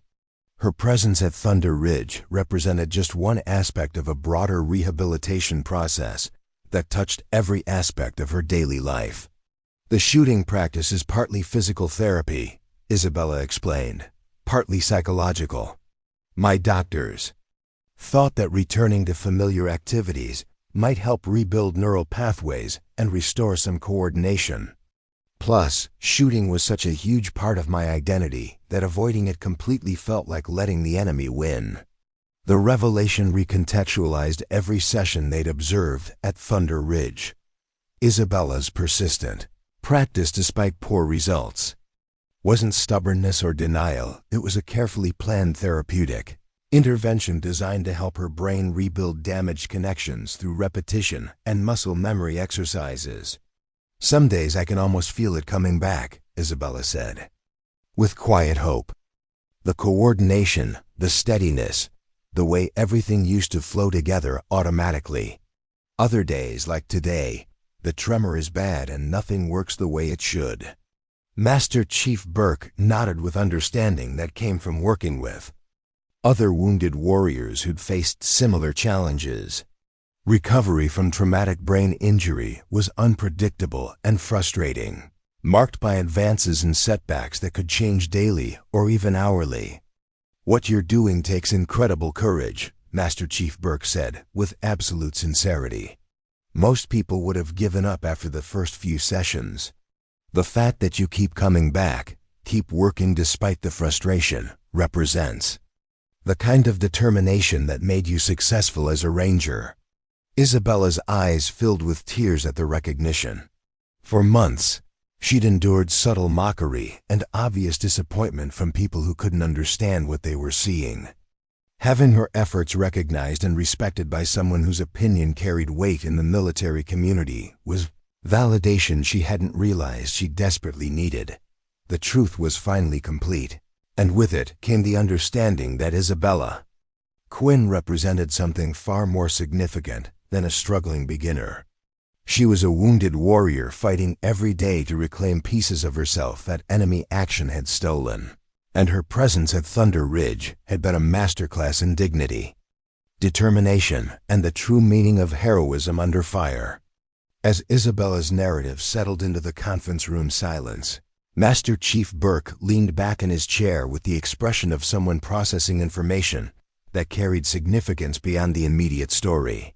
His experience with special operations personnel had taught him to recognize the spaces between words, the details that weren't shared, and the ongoing challenges that extended far beyond what any single conversation could reveal. "Isabella," Master Chief Burke said carefully, "I need to ask about your support network. Family, friends, other veterans who's helping you through this recovery process." The question seemed to catch Isabella off guard, her composure wavering for the first time during her detailed recounting. She glanced around the room at faces that had transformed from dismissive to sympathetic, clearly weighing how much additional vulnerability she was prepared to reveal. "That's complicated," Isabella said finally, her voice carrying new layers of sadness. "My parents died in a car accident while I was on my second deployment. No siblings, no extended family to speak of. Most of my ranger buddies are still active duty or dealing with their own issues. The few relationships I had before deployment didn't survive 3 tours and medical discharge." The isolation behind Isabella's words was staggering. Here was someone who'd served at the highest levels of military excellence, only to find herself facing recovery and rehabilitation essentially alone. The Thunder Ridge shooting community, with all their casual criticism and thoughtless comments, had represented one of her few regular social interactions. Frank felt his chest tighten as he recognized a pattern he'd seen too often among veterans transitioning to civilian life. The military provided structure, purpose, and community that were difficult to replace in civilian settings. For wounded veterans, the challenges were exponentially more complex, involving not just career transition, but fundamental questions of identity and capability. "What about VA support?" Connor asked, his law enforcement background having exposed him to various veteran services and their limitations. Isabella's laugh was bitter, but not entirely hopeless. "The VA has been helpful with medical treatment and disability compensation. Physical therapy, occupational therapy, counseling services. They're doing their best with limited resources. But there's a waiting list for everything, and the system isn't designed for the kind of long-term, individualized support that traumatic brain injury requires." Rachel had been quietly taking notes during Isabella's story, her administrative background making her acutely aware of the gaps between available services and actual needs. The picture emerging was of someone navigating a complex maze of bureaucratic systems while dealing with daily challenges that would have overwhelmed most people. "How did you find Thunder Ridge?" Rachel asked, genuinely curious about what had drawn Isabella to their particular facility. "Research," Isabella replied with the first hint of her old professional competence showing through. "I needed a place where I could practice regularly without drawing attention or having to explain my situation repeatedly. Thunder Ridge had good safety protocols, reasonable rates, and a reputation for treating customers professionally rather than socially." The irony wasn't lost on anyone present that Isabella had specifically chosen Thunder Ridge to avoid the kind of personal attention and community involvement that her situation actually required. Her desire for anonymity had protected her dignity, but also isolated her from potential sources of support and understanding. Nathan shifted uncomfortably in his seat, remembering his attempts to offer unsolicited advice and engage Isabella in conversations about equipment and technique. What he'd interpreted as disinterest or inability had actually been someone with vastly superior knowledge politely deflecting discussions that would have exposed her background. "The equipment choices," Nathan said suddenly, understanding flooding his expression. "You always rented the basic Glock and bought cheap ammunition. That wasn't about budget constraints, was it?" Isabella shook her head with a rueful smile. "I have access to much better equipment through veteran programs and personal collection. But using familiar gear would have made the contrast between current performance and previous capabilities even more frustrating. Starting with basic equipment felt like giving myself permission to be a beginner again." Derek had remained silent throughout most of Isabella's story, his usual confidence replaced by something approaching devastation. The woman he'd dismissed as naturally inferior had achievements that dwarfed anything in his own experience, while demonstrating character and determination that exposed the shallowness of his own priorities. "I need to understand something," Derek said quietly, his voice carrying genuine confusion rather than defensiveness. "With your background, your training, your experience, why didn't you just tell us? Why endure months of condescending comments and amateur advice?" Isabella studied Derek's face for a long moment before responding, her expression thoughtful rather than angry. "Because I've learned that people treat you differently when they know about combat service and injuries. Either they become uncomfortable and don't know how to act naturally, or they become overly solicitous and treat you like you're fragile. I wanted to be just another shooter working on improvement." The explanation highlighted the impossible choice that many veterans faced in civilian settings: reveal their background and risk being treated as either dangerous or damaged, or hide their service and risk being misunderstood and disrespected. Isabella had chosen anonymity and endured the consequences rather than deal with the complications that disclosure would have brought. "There's another reason," Isabella continued, her voice becoming more introspective. "Part of me hoped that if I could get good enough, if I could rebuild enough skill to shoot respectably, maybe I could reclaim some of who I used to be. Being treated like a beginner was motivation to prove I could be something more."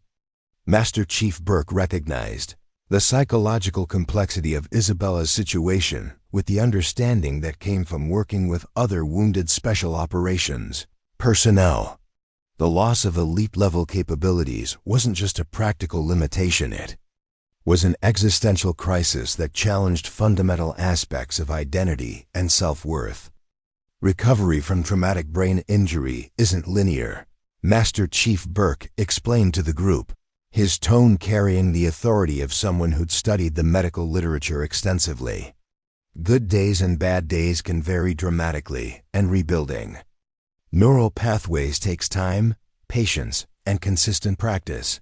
What Isabella has been doing here represents exactly the kind of therapeutic intervention that can help with long-term recovery."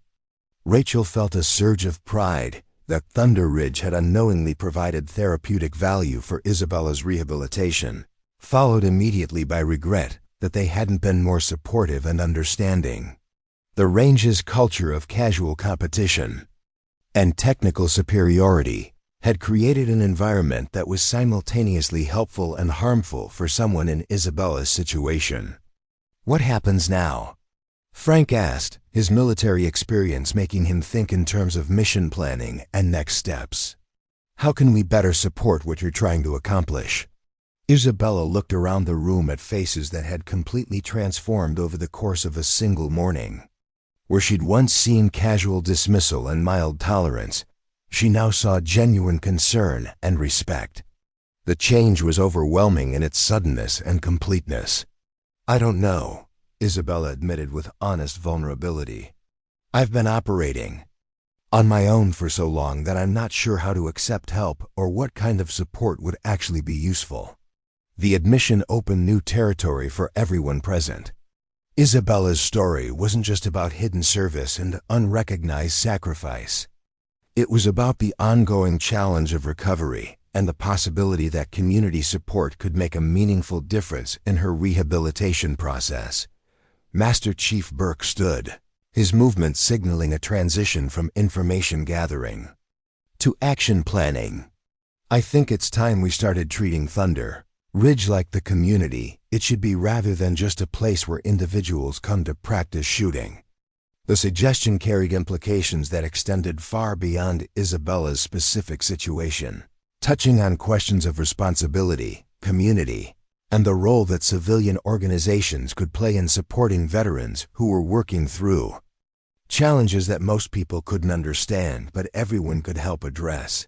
The full story had emerged, but it was clear that Isabella's journey was far from over, and the Thunder Ridge community was about to discover what it meant to truly support someone whose service and sacrifice demanded nothing less than their absolute best efforts.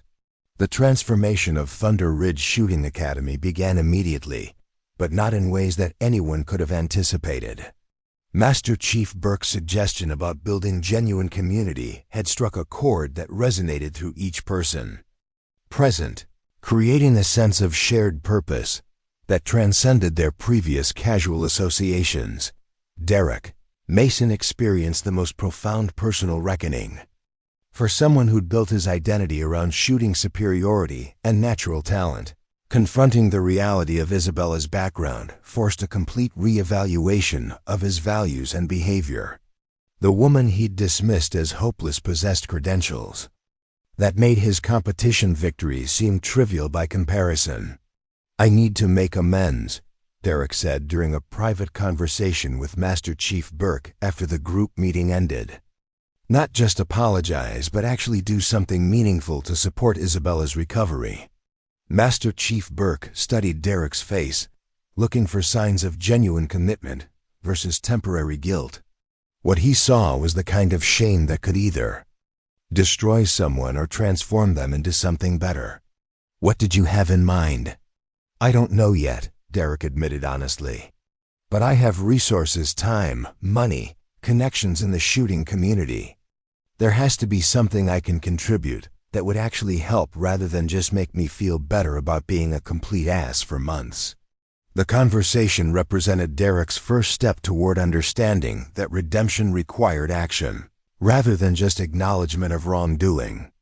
His competitive shooting background, while less significant than he'd previously believed, still provided connections and expertise that could potentially benefit Isabella's rehabilitation process. Connor Lawson was approaching the situation from his law enforcement perspective, thinking in terms of practical support systems and community resources. His police experience had exposed him to various veteran services, and he understood both their value and their limitations in addressing complex rehabilitation needs. "I've been thinking about adaptive shooting programs," Connor said to Rachel during their own planning discussion. "There are organizations that specialize in helping wounded veterans rebuild shooting skills using modified techniques and equipment. Maybe we could bring some of those resources here." Rachel's administrative mind immediately began processing the logistics and implications of such programs. Thunder Ridge had the facilities and basic equipment, but adapting their services for therapeutic use would require additional training, specialized equipment, and probably insurance considerations that she hadn't previously contemplated. It would mean changing how we operate, Rachel said thoughtfully. Less focus on competition and achievement, more emphasis on progress and support. That could actually attract a different kind of membership, people who value community over individual performance. The conversation touched on fundamental questions about Thunder Ridge's identity and mission. What had started as a commercial shooting facility focused on individual skill development was evolving toward something more like a community center that happened to specialize in firearms, training and support. Nathan Cross was grappling with his own role in the emerging community transformation. His youth and social media focus had made him particularly thoughtless in his comments about Isabella, but those same characteristics also positioned him to contribute in ways that the older members might not consider. "I want to document this," Nathan said to Frank during their discussion about next steps. "Not for social media clicks or entertainment, but to create educational content about veteran issues and traumatic brain injury. Maybe help other people avoid the mistakes we made." Frank appreciated Nathan's desire to contribute, but also recognized the potential pitfalls of turning Isabella's story into content, even with good intentions. Any documentation would need to be done with Isabella's full consent and control. Her privacy and dignity have to be the top priorities. The conversation highlighted the delicate balance between raising awareness about veteran issues and respecting individual privacy. Nathan's social media skills could potentially help other veterans or educate civilian communities, but only if approached with the kind of sensitivity that his previous behavior had notably lacked. Frank Russo was drawing on his military experience to think systematically about long-term support rather than just immediate responses to guilt and shock. 20 years of Air Force service had taught him that effective programs required planning, resources, and sustained commitment rather than emotional reactions to dramatic revelations. "We need to think beyond Isabella's specific situation," Frank said during a conversation with Master Chief Burke. "If we're going to create something meaningful here, it should be designed to help other veterans who are facing similar challenges. Make Thunder Ridge a resource for the broader military community." Master Chief Burke nodded approvingly at Frank's strategic thinking. "Exactly. Isabella's situation isn't unique. There are thousands of veterans dealing with traumatic brain injury, PTSD, physical disabilities, and social isolation. A properly designed program could serve as a model for other civilian organizations." The conversation shifted toward concrete planning for what such a program might look like. Adaptive shooting techniques, peer support networks, family education, connection to professional services. The possibilities were extensive, but would require careful coordination and significant resources. Rachel had been researching veteran support organizations and adaptive shooting programs since the morning's revelations. Her administrative efficiency now focused on practical solutions rather than routine facility management. What she discovered was both encouraging and daunting in terms of the opportunities and challenges involved. There are grant programs available for facilities that provide veteran services, Rachel reported to the group during their follow-up planning meeting. But they require demonstrated expertise, proper training for staff, and compliance with various regulations that we currently don't meet. The funding opportunities were significant, but would require Thunder Ridge to essentially rebuild itself as a different kind of organization. Instead of a commercial shooting range that happened to serve some veterans, they would need to become a veteran service organization that used shooting sports as a therapeutic tool. Isabella had been listening to these discussions with a mixture of gratitude and overwhelm. The sudden transformation from isolated individual to the center of a community support effort was emotionally intense, in ways that her military training hadn't prepared her for. "This is wonderful and terrifying at the same time," Isabella admitted. During a quiet conversation with Master Chief Burke, "I've been operating independently for so long that having this much attention and support feels almost more challenging than dealing with the isolation." Master Chief Burke understood the psychological complexity of Isabella's situation. Military personnel were trained for self-reliance and could struggle with accepting help, especially when their difficulties stemmed from service-related injuries. Learning to receive support was often as difficult as learning to provide it.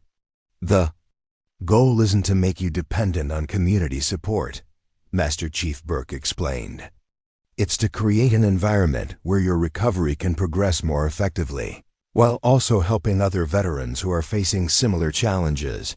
You'd be both recipient and contributor." The reframing helped Isabella understand how accepting support could align with her values of service and contribution, rather than representing weakness or dependency. Her experience and insights could benefit other veterans, making her involvement valuable beyond just her own rehabilitation needs. 2 weeks after the initial revelation, Thunder Ridge Shooting Academy looked similar from the outside, but operated completely differently on the inside. The casual competition atmosphere had been replaced by something more collaborative and supportive, attracting new members, while challenging existing ones to reconsider their priorities and values.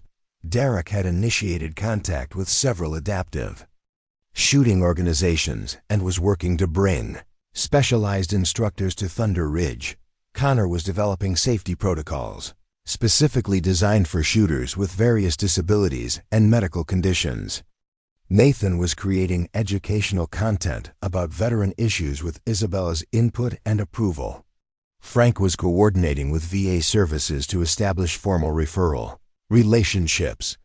Rachel was managing the administrative transformation, while Isabella was gradually accepting her role as both participant and advisor in the emerging program.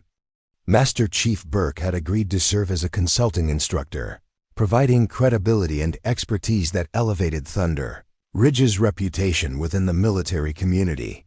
The transformation was profound and irreversible, representing not just changed attitudes toward one individual, but a fundamental shift in understanding about community responsibility, veteran support, and the hidden challenges that wounded warriors faced in civilian settings. Thunder Ridge had evolved from a place where people came to practice shooting into a place where they came to build community and support those who had served their country at the highest levels. 6 months after Master Chief Burke's salute changed everything at Thunder Ridge, the facility had become something unprecedented in the civilian shooting community, a fully integrated veteran support center that used marksmanship training as both therapeutic intervention and community building tool. The transformation had attracted national attention from veteran service organizations, adaptive sports programs, and military leadership looking for successful models of civilian-military cooperation. Isabella Quinn had evolved from an isolated individual struggling with rehabilitation into the program coordinator for Thunder Ridge's Warrior Recovery Initiative. Her official title understated her actual role, which encompassed everything from peer counseling to program development to serving as a bridge between the military and civilian communities that often struggled to understand each other. The hardest part about traumatic brain injury isn't the physical limitations, Isabella explained to a group of new participants during their orientation session. It's the loss of identity and the feeling that you're somehow less than who you used to be. This program isn't about getting back to exactly where you were. It's about discovering who you can become with the support of people who understand the journey. The orientation sessions had become Isabella's specialty, providing new participants with both practical information and emotional support from someone who'd walked the same difficult path. Her presence offered credibility that professional counselors, however well-trained, couldn't match the immediate recognition that came from shared experience rather than academic understanding. Derek Mason had undergone perhaps the most dramatic personal transformation of anyone involved in the program. His competitive shooting background, once a source of arrogance and condescension, had been redirected toward adaptive techniques that helped wounded veterans rebuild skills using modified approaches and specialized equipment. I spent years thinking that natural talent was the most important factor in shooting success, Derek said during his presentation at a national adaptive sports conference. Working with traumatic brain injury survivors taught me that determination, community support, and adaptive techniques matter far more than any innate ability. These veterans are achieving things that I would have considered impossible 6 months ago. Derek's presentation included video documentation of Isabella's progress over the past months, showing her evolution from scattered shot groups to respectable accuracy using techniques that accommodated her coordination limitations. The footage was powerful evidence that recovery was possible with proper support and adaptive methods. Connor Lawson had developed specialized safety protocols that had been adopted by adaptive shooting programs across the country. His law enforcement background provided unique insights into risk management for participants with various medical conditions and physical limitations, creating environments where wounded veterans could practice safely while rebuilding confidence and skills. Safety isn't just about preventing accidents, Connor explained during a training session for other range officers. For veterans dealing with PTSD or traumatic brain injury, feeling safe and supported is essential for therapeutic progress. Our protocols are designed to create both physical and psychological safety that enables healing rather than just compliance. The safety innovations had attracted attention from insurance companies and regulatory agencies, positioning Thunder Ridge as a model for how civilian facilities could effectively serve wounded veteran populations without compromising safety standards or increasing liability exposure. Nathan Cross had channeled his social media skills into creating educational content that raised awareness about veteran issues while respecting individual privacy and dignity. His YouTube channel, Warrior Stories, had gained substantial following among both military and civilian audiences seeking to understand the challenges facing wounded veterans. I used to think content creation was about getting views and building personal brand, Nathan reflected during a podcast interview about his work. Now I understand that media can be a tool for education and advocacy that actually changes how people think about service and sacrifice. Every video I make has the potential to help someone understand veterans better or help a veteran feel less alone. Nathan's content had been featured by several major veteran service organizations and had generated substantial donations for adaptive shooting programs nationwide. His transformation from thoughtless amateur to thoughtful advocate demonstrated the power of personal experience to reshape priorities and values. Frank Russo had been instrumental in establishing formal partnerships between Thunder Ridge and various military and veteran organizations. His Air Force background provided credibility and connections that helped legitimize the program within military communities that were often skeptical of civilian initiatives. The military teaches self-reliance, which can become a barrier to accepting help during recovery, Frank explained during a briefing for Pentagon officials interested in replicating Thunder Ridge's model. Successful programs need to be designed by people who understand military culture and can frame support in ways that align with service values rather than challenging them. Frank's insights had influenced VA policy recommendations and had been incorporated into training programs for civilian organizations seeking to better serve veteran populations. His ability to translate between military and civilian perspectives had become essential for the program's continued expansion and effectiveness. Rachel Webb had transformed from range administrator into a nationally recognized expert in adaptive facility management and veteran program development. Her administrative skills, once focused on routine operations, now coordinated complex partnerships involving medical professionals, adaptive equipment manufacturers, insurance providers, and government agencies. Creating effective veteran support programs requires understanding that every participant brings unique challenges and capabilities, Rachel said during her keynote address at a national conference on adaptive sports. Our success comes from treating each person as an individual rather than applying one-size-fits-all solutions to complex medical and psychological conditions. Rachel's administrative innovations have been adopted by facilities across the country, creating standardized approaches to veteran program management that could be customized for local conditions and populations while maintaining consistent quality and safety standards. Master Chief Burke had transitioned from occasional consultant to full-time program director, bringing both credibility and expertise that elevated Thunder Ridge's reputation within the special operations community. His presence attracted wounded veterans from elite units who might not have participated in civilian-operated programs without his endorsement and involvement.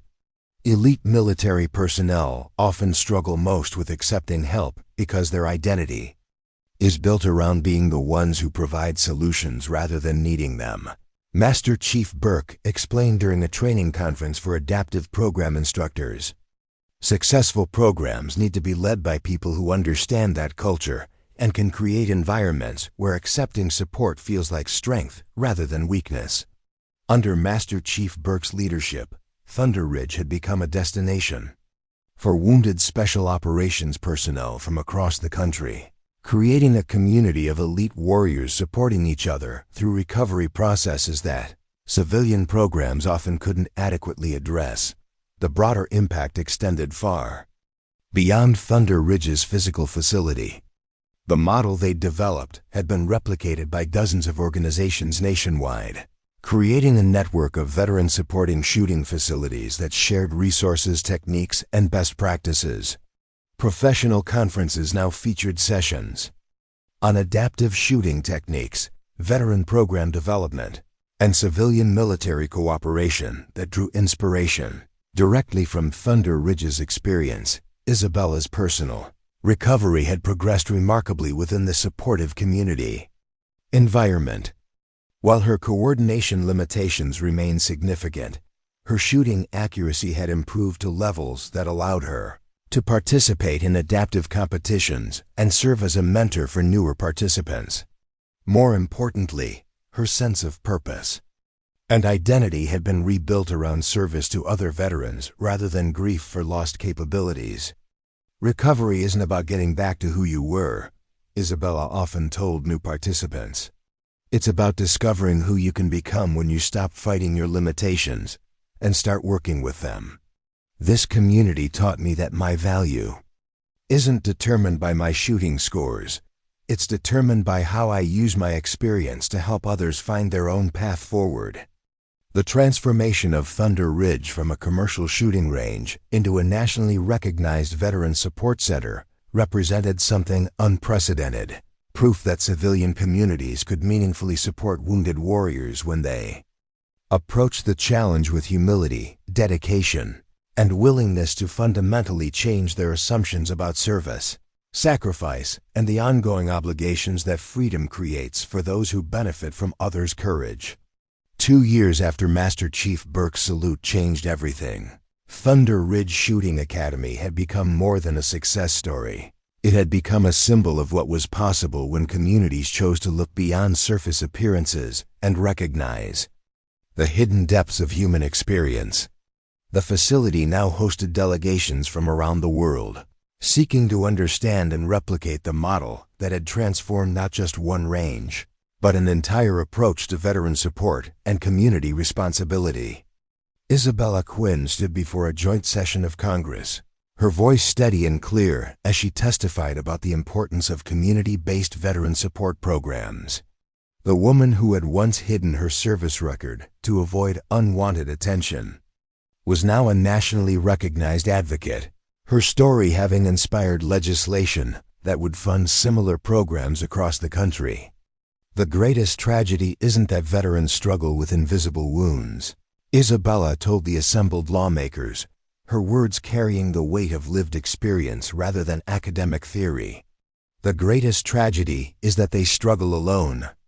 In communities that have the resources and goodwill to help, but lack the understanding to recognize the need or the knowledge to respond effectively. Her testimony drew from 2 years of program development at Thunder Ridge, where she'd worked with hundreds of wounded veterans whose stories paralleled her own in different ways. Each person had arrived carrying hidden burdens, invisible wounds, and carefully guarded hopes that someone might understand their struggle without judging their limitations. When Master Chief Burke saluted me in front of the Thunder Ridge community, he wasn't just recognizing my service, he was challenging everyone present to reconsider their assumptions about strength, capability, and the nature of heroism itself. Isabella continued. That moment of recognition became the foundation for transformation that extended far beyond my personal recovery. The congressional testimony represented a culmination of Isabella's journey from isolated individual to national advocate, but it also highlighted the broader implications of what had begun as a simple misunderstanding at a local shooting range. Her story had become a catalyst for examining how American communities supported their veterans and what responsibilities came with benefiting from others' service and sacrifice. Derek Mason watched the testimony from Thunder Ridge's viewing room, surrounded by current program participants whose own recovery journeys were in various stages of progress. His transformation from arrogant competitor to dedicated advocate had been complete, but it remained humbling to witness Isabella's grace and effectiveness on the national stage. "She makes it look easy," commented Maria Santos, a Marine veteran, dealing with PTSD who joined the program 6 months earlier. "But I know how hard it was for her to get comfortable speaking publicly about her experiences."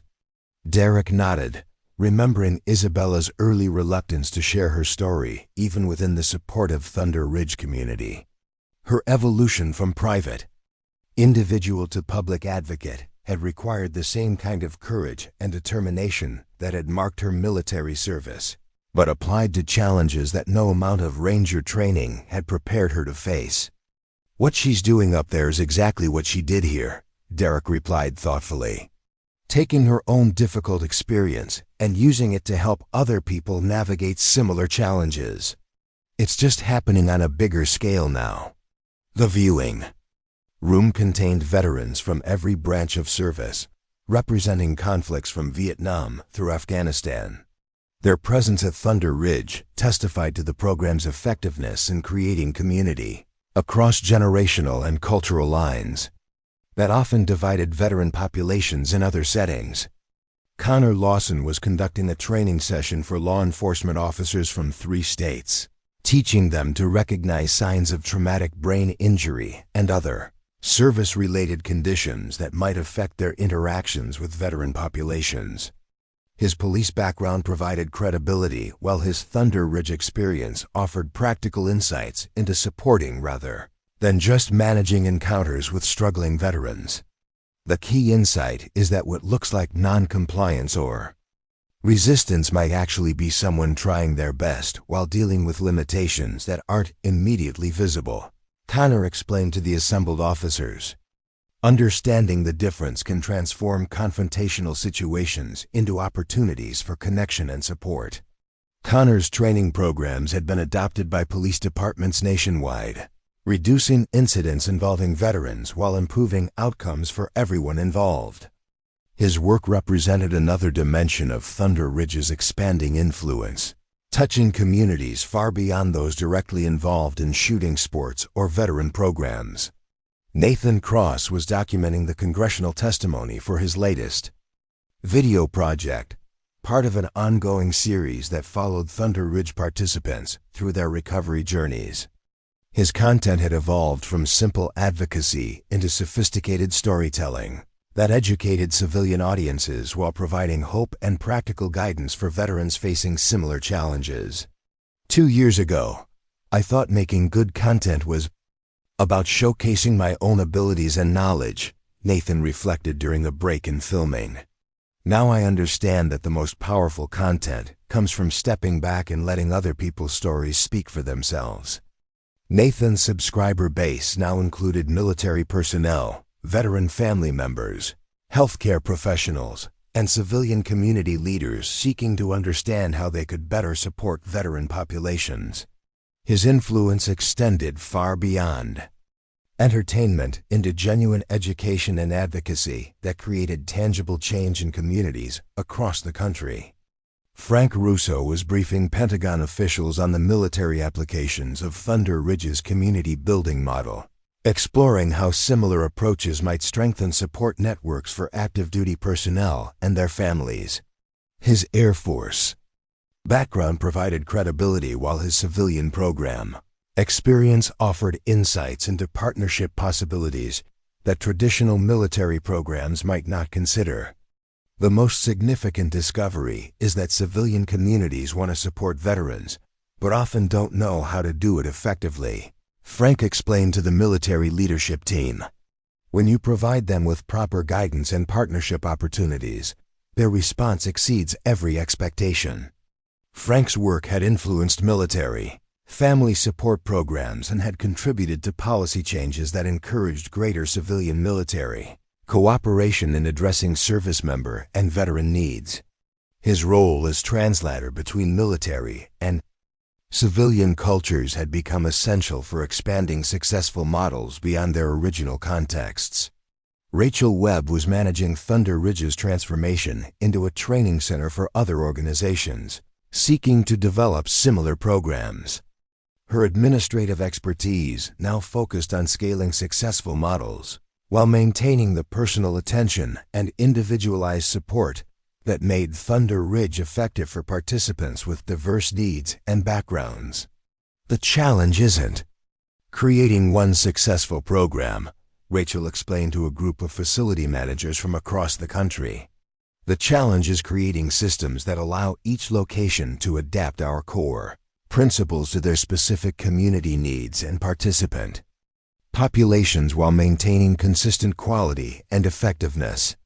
Rachel's work had influenced industry standards for adaptive facility management and had contributed to certification programs that ensured quality control as the Thunder Ridge model expanded to new locations and organizations.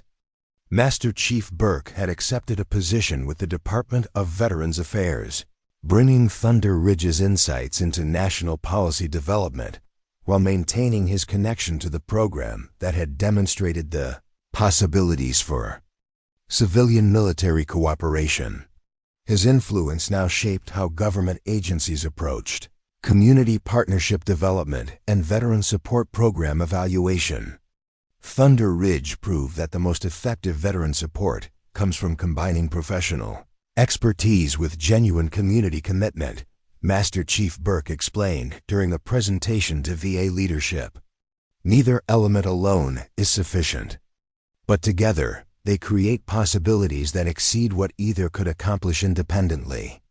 Under Master Chief Burke's influence, VA policies now actively encouraged partnerships with civilian organizations and provided resources for developing community-based support programs that complemented traditional medical and disability services. The story that had begun with assumptions, misunderstandings, and casual cruelty had evolved into something profound and transformative. Isabella's hidden struggle had become visible inspiration. Derek's thoughtless superiority had become dedicated service. Connor's professional competence had become compassionate expertise. Nathan's self-focused ambition had become meaningful advocacy. Frank's military pride had become bridge-building wisdom. Rachel's administrative efficiency had become systematic change management. But perhaps most importantly, Thunder Ridge had demonstrated that communities possess the capacity to transform themselves when confronted with the reality of others' service and sacrifice. The shooting range had become a symbol of what was possible when people chose to look beyond surface appearances, question their assumptions, and commit themselves to supporting those whose struggles might not be immediately visible but whose contributions to freedom and security created obligations that extended far beyond individual comfort or convenience. The woman who had once pushed a mop in silence, while carrying the weight of hidden service, had become a voice for thousands of veterans whose stories deserved recognition, whose struggles merited support, and whose continued contributions to their communities represented the ongoing meaning of service to something larger than oneself. In the end, Isabella Quinn's story wasn't just about one veteran's recovery or one community's transformation. It was about the fundamental truth that heroism often wears ordinary clothes, that strength sometimes appears as vulnerability, and that the most profound service frequently happens in silence until someone with the wisdom to see and the courage to act decides that recognition and support are not just appropriate responses to sacrifice, but essential obligations that free people owe to those who preserve their freedom. The salute had lasted only moments, but its implications would continue for generations. Up next, you've got two more standout stories right on your screen. If this one hit the mark, you won't want to pass these up. Just click and check them out. And don't forget to subscribe and turn on the notification bell so you don't miss any upload from us.